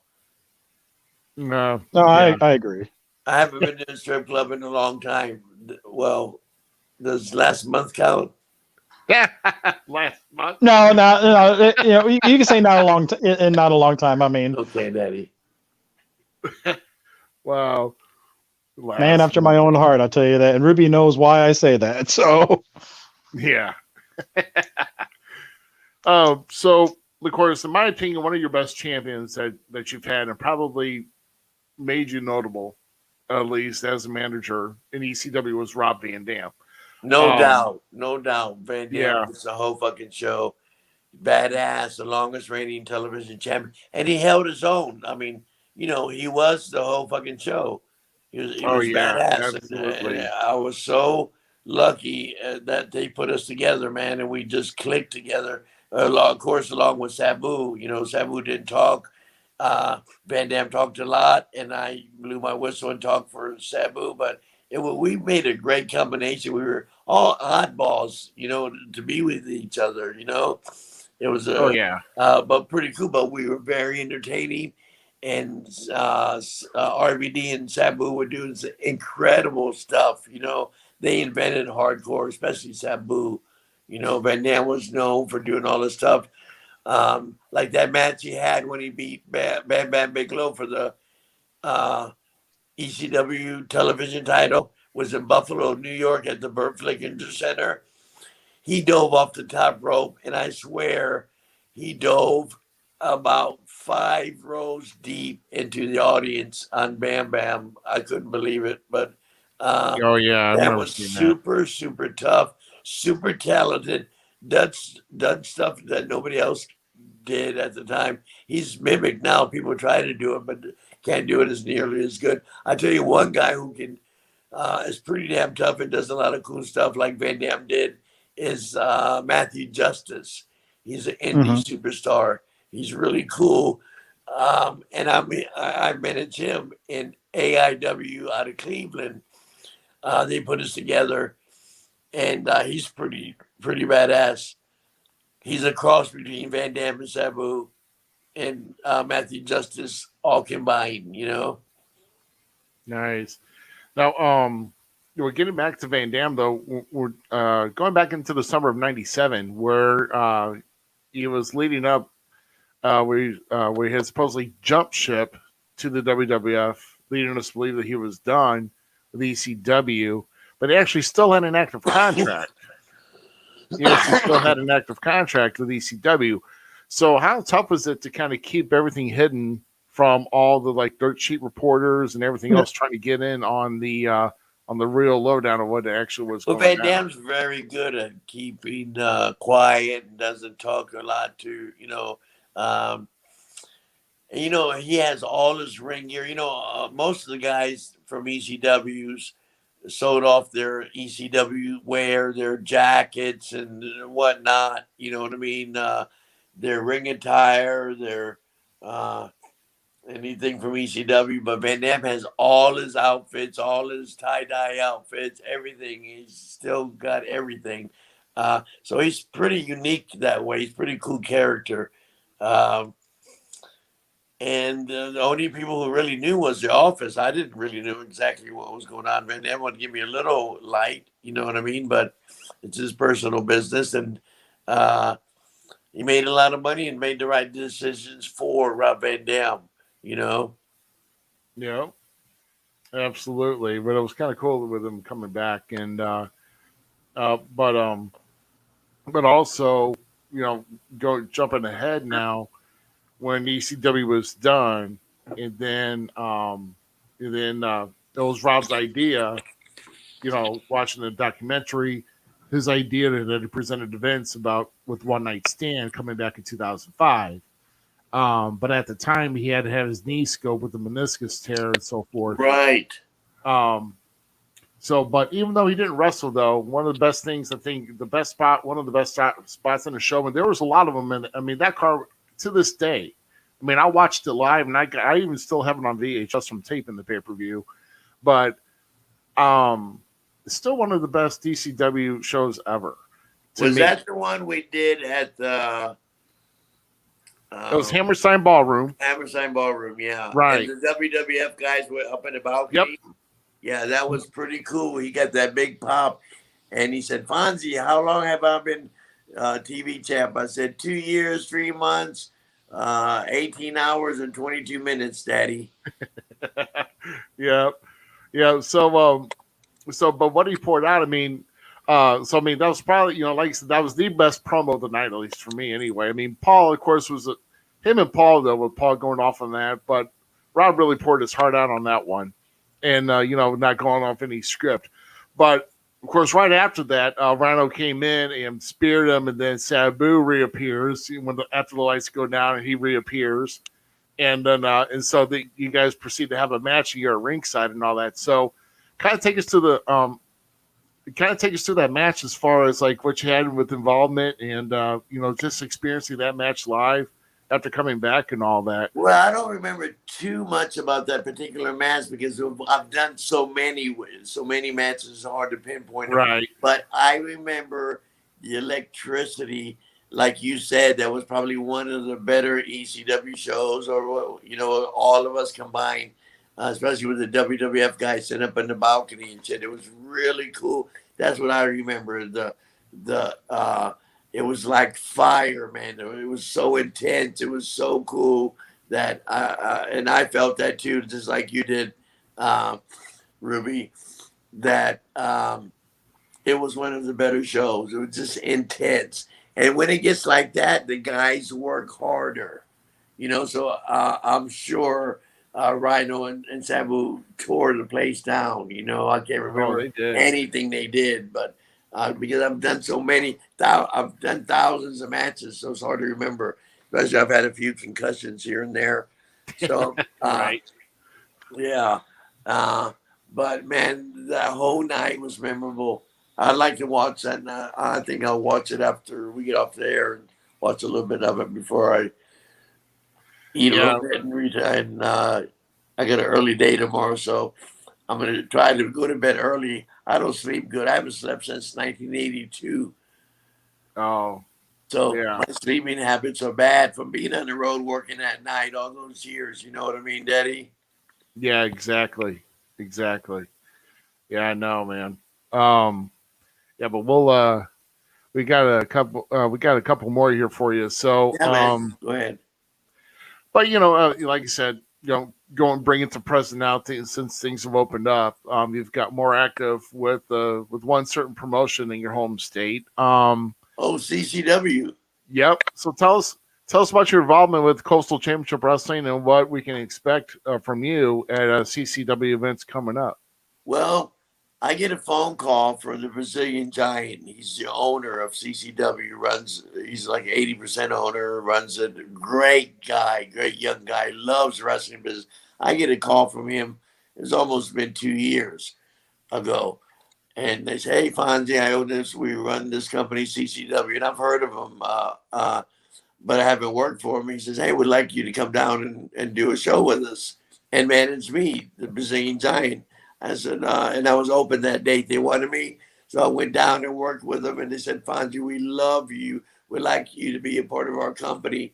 So if you give us a price break on your talent fee, we will use you every show that we run. And they run all the time. I just did 3 shows with them 2 weeks ago. I just did 2 shows with them last weekend. And this Saturday night, I'm doing a show with them again. Go to the ccw.com and we're in Port St. Lucie, and they're doing really good. They're starting to draw big because, the pandemic, the 19 virus shut everybody down. But now every company that I go work for, the crowds are getting bigger and bigger. And they got a lot of cool guys, a lot of talented young indie wrestlers there in CCW. They got a movie star from Chile. He's, a big movie star down there. And he's a singer, a dancer, a songwriter, an actor. And he's badass. Ariel Levy. He's badass in the ring. They got so many talented kids there, man. I wish there was places to go. But unfortunately, there's only a couple hundred jobs in this business that you can make a living at. Unless you work weekends. The only place for these young guys to go are these indies working weekends, and they can't pay big money because they're drawing 500 people. You know what I mean? Right. Uh, Right.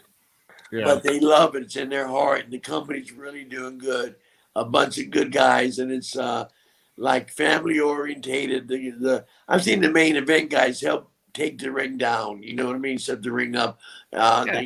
They got a school there, and the students always there helping with the ring and stuff. So it's like a family down there, man. It's really cool, really good. So you're gonna see a lot of good stuff coming up, and they're starting to branch out. They run Nashville. They got some shows coming up all over not too far away, but they're doing good, and I like the company. Nice. And I work for them quite a bit. Yep. So I see this show that's the Saturday with Patriot Games. A couple of names, Yes. with the headbangers on here from WWF days. And one thing, or one face of me in GQ will recognize is up at the top right hand corner with Marty Bell. She was actually around the Midwest area here about a couple weeks ago. Oh, really? Yeah, she's cool. Yeah. I've met her. She's pretty cool. We got a bunch of talented girls that come in and out of there, man. Oh yeah. And she started working with a group that I know, National Wrestling League, that was trying to do, you know, big time, but in the indies, like trying to sign people to contracts and stuff like Yeah. that. It didn't go over all that well. I mean, but that's where I got my first glimpse of Marty Bell for one. And but yeah, on that poster, I see nothing but great talent as it is. I Yeah. mean, so I mean, if you look at the independent roster and guys that can work, they are there. You know, they bring in the big name now and then. You know what I mean? That Matthew Justice was there last week with us.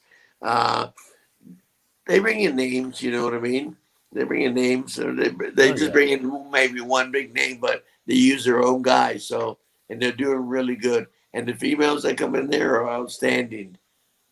Nice, but nice. in my opinion, and I'll ask yours on it, do you think that this actually, because I think it did, but do you think the pandemic created more of a surge in the interest in professional wrestling now, with when they opened back up with all the shows happening? I think the people were so bored of staying home when the wrestling fans when wrestling still opened up, when it started opening up, it gave them something to do. And just so happens, you know, we're putting out a good product. There's a lot of good independent companies out there, Mm-hmm. like you guys out in St. Louis, man.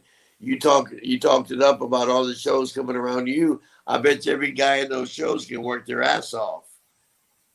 Oh Oh, yeah. definitely. Everybody from, Playboy Double H, and we have in some of the local groups around here, Yeah. Ruby as well with him, and there's Damian Blade, the Butcher, stuff like that. I mean, there's so much talent in the area of St. Louis, and it's always kind of been a hotbed, I think, for years. Yeah, from Harley Race on, man, still to this day. St. Louis. Hey, didn't you guys just have a big fan fest out there that did really well not too long ago? I don't think it was here. Okay, I thought it was Yeah. out in that area somewhere, but Well, I maybe 2 years ago there was one that happened over in Belleville, Illinois. That had no, Dreamer and a this few. was the one recently. I just heard about one recently. Maybe it wasn't St. Louis, but somewhere out in that area there was a big fan fest, and somebody said it drew 4,000 or 5,000 people. So the people are hungry. The answer to the question: people are hungry for entertainment. Oh, And I think there was one last month in Indianapolis. There could have been one. That's it. man, That's it. that's That's the what I'm one. talking about. Was Yeah, huge.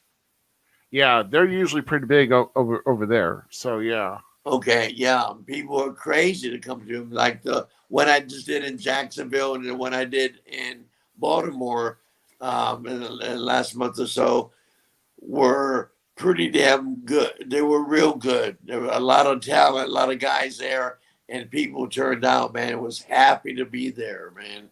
Happy to have some wrestling entertainment. There's a lot of wrestling fans out there that were deprived of their what they like. You know, there wasn't no shows running, yeah, No, I exactly. agree 100% there. so it's Yeah, good for the boys. Good for the Hmm. boys, and yeah, I'm happy too, and it keeps me busy too. I'm working every weekend. I haven't had a weekend off. I had one weekend off, which was a couple weekends ago, for the first time in about a year. wow, So I'm wow. working somewhere every weekend for the last year, every weekend since the virus starts slowing down. Yeah. Well, that's good, man. And like I said, it's going to get a lot better. But we're talking about with some events here. Um, so one other story here that you and I talked about is possibly an ECW reunion in Philadelphia at the original ECW arena, possibly. So, do you have any Oh, more? it's not. It's not possibly. It's going to happen. It's September 18th. Oh, They're okay. having September 18th at the ECW Arena. In fact, I'm going to be there with ForeverFan.Club. We're going to have a booth doing the promos thing again, like we did in Baltimore, and like we're going to do in Hamburg, Pennsylvania. Legends of Hamburg on July 24th. ForeverFan.Club is sponsoring They got a booth going, and they have a challenge to the fans to do the promos and stuff, and it's really cool. We're getting a lot. So yeah, that's happening. That's September 18th at the ECW Arena. Wow. Yep, and all the ECW guys who's still alive, Sandman, Joe Gertner, Francine, everybody who's been a big part of ECW is going to be there. Yep, Wow. and Forever Fan Club is sponsoring a big dinner and a big get together and sponsoring they're going to have a booth there doing the promos, and people really like that.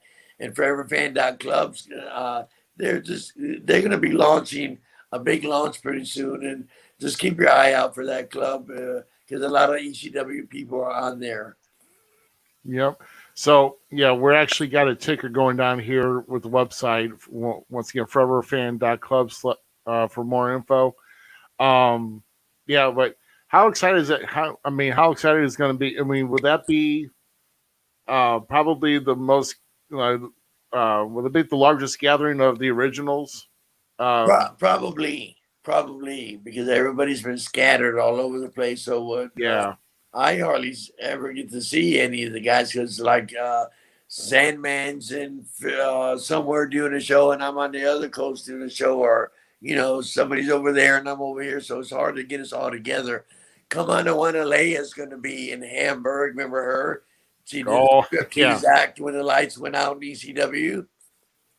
Yeah. You remember that on top of the stage? She saved the show.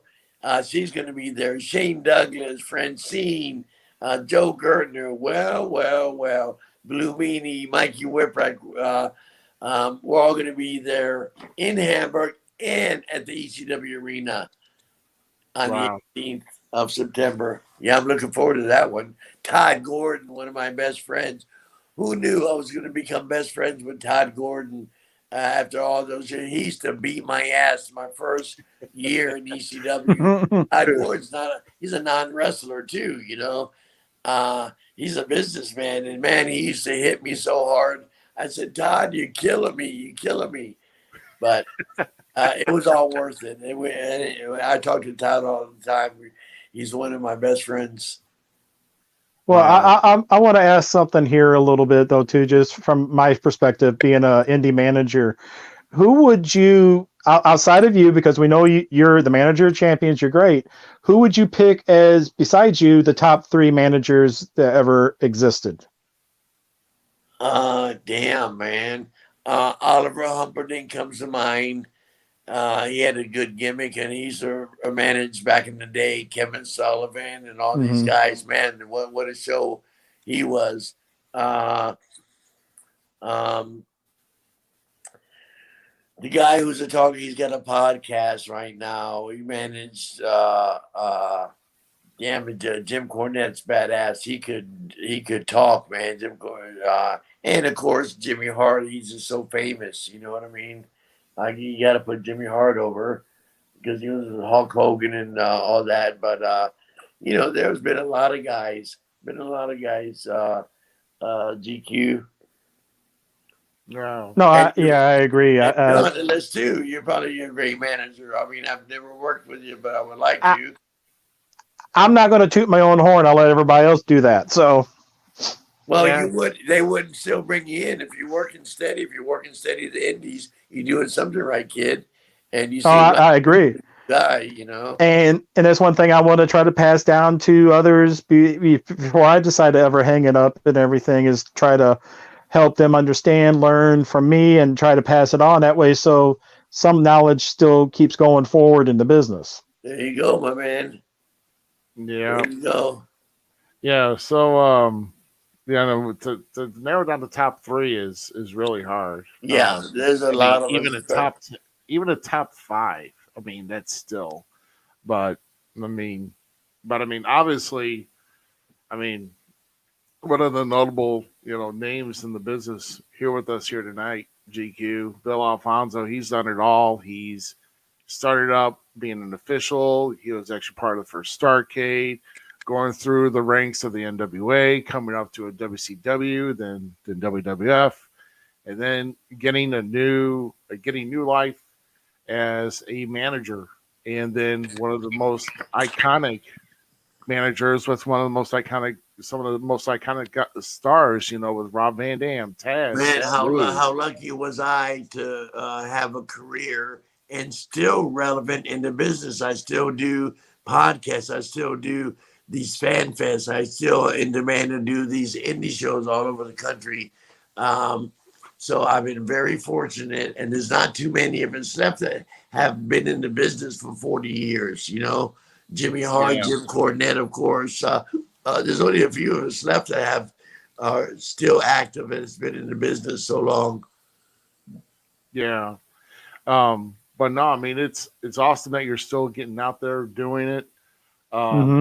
You know, working with these guys, even with with one of the bigger independents in Florida, with Coastal, and then doing other bookings too. I mean, like I said, with you with Rob Van Dam up in Wisconsin, that was definitely a good feeling to have, and just you know, hopefully he can make that as well. With that gathering with the ECW, that would definitely would be worth even to think about making the trip up there.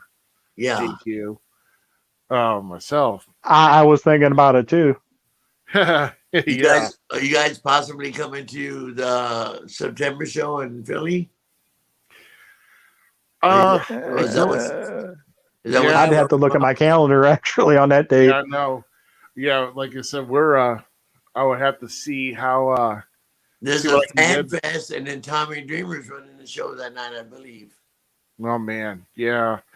I mean, I would definitely love to be any part of history.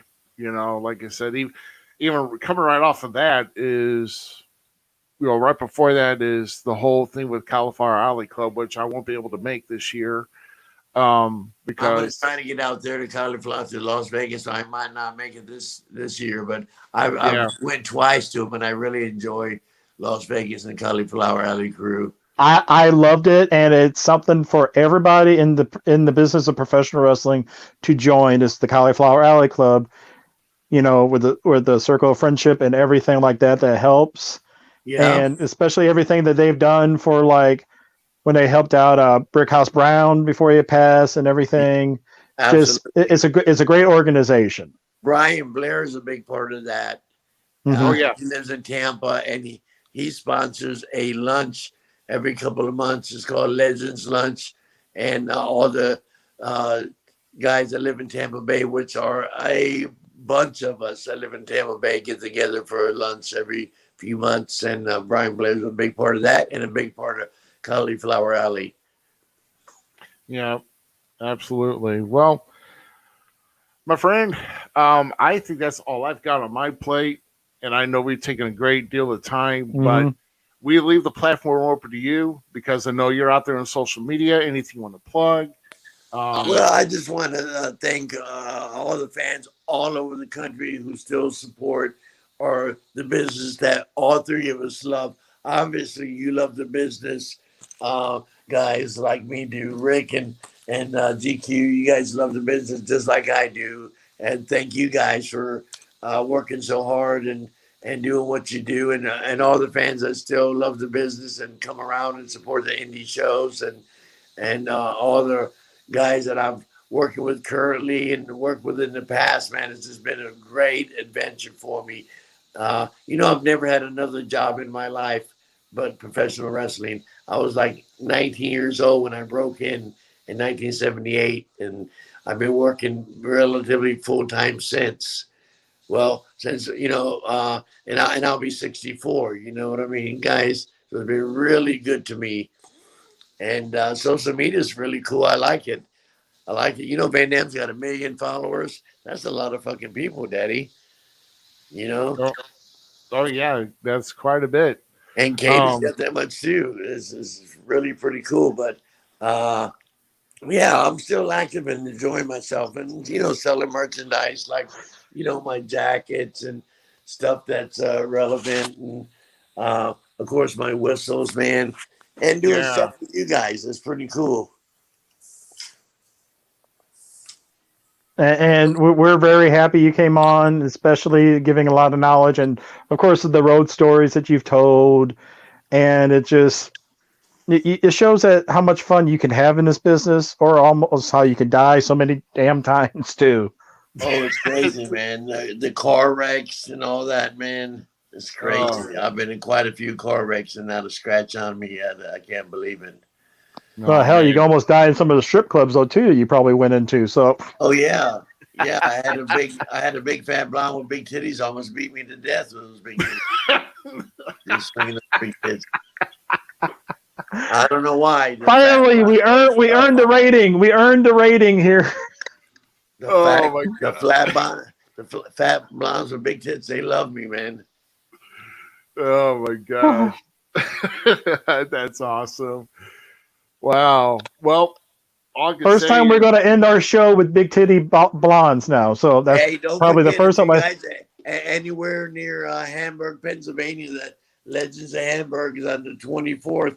I'll be there with ForeverFan.club and a lot of my ECW friends, legend superstars, Sandman, Todd Gore, many of them. And we're going to be doing promos at ForeverFan.club booth. So come check us out. And also the big event at the ECW Arena, September 18th. It's going to be huge. So anybody in the area, I guarantee you guys are going to have a great time and see a lot of your guys, you legendary ECW superstars. Awesome. And like I said, after we officially close down here tonight, if you can hang in to the green room, I definitely want to make sure we get once again. Yep, absolutely. And I want you. Yeah, we'll talk. I want you to send me your address and stuff so I get some whistles out to both of you guys and to the winner. Oh, I appreciate it. Talk about that promo that I got to shoot for the guy. Okay. Awesome. Yeah. And like I say, guys, I mean, one of a kind manager of champions, Bill Alfonso, joining us here tonight. And we'll have another great show next week with the legendary Herb Simmons from Southern Illinois Championship Wrestling. We're going to talk a lot about Wrestling at the Chase and a new Wrestling at the Chase book coming up next. That's going to be released. And I'm really excited about that. So we're going to have some really good stuff to talk about. So once again, Fonzy, man, I can't tell you how much I appreciate all the time you've taken. And just hang with us. All great stories, all good stuff, man. And I'm telling you, man, if I get down to Tampa near the end of October, man, we're hooking up, man. Oh yeah, definitely. I'm gonna take you to some Cuban restaurants that are gonna blow your mind with great food, man. Great food. Tampa, I don't know if I want to go to the restaurants or the strip clubs. We got them all, Daddy. Strip clubs, great food. Depends what's on the menu. We're right on the beach, Daddy. You have a good time when you come down. Yeah, absolutely, man. That sounds like a good road trip. And we're not bringing Sid Holland with us either. Hell yeah. No, not at all. All right, guys. So I'll tell you what. Hang around, guys, here, but we're going to officially wrap this up. Definitely thank you very much for Bill Alfonso joining us. Hey, for Mr. GQ. Hey, Daddy, thanks for tuning in, everybody. Bug count everywhere. Absolutely. For Mr. GQ, I am Rough Cut Rick Ruby. We will see you next week. Don't be a stranger. Herb Simmons will be back here next week, and we'll go live again. See you guys, and have a good night.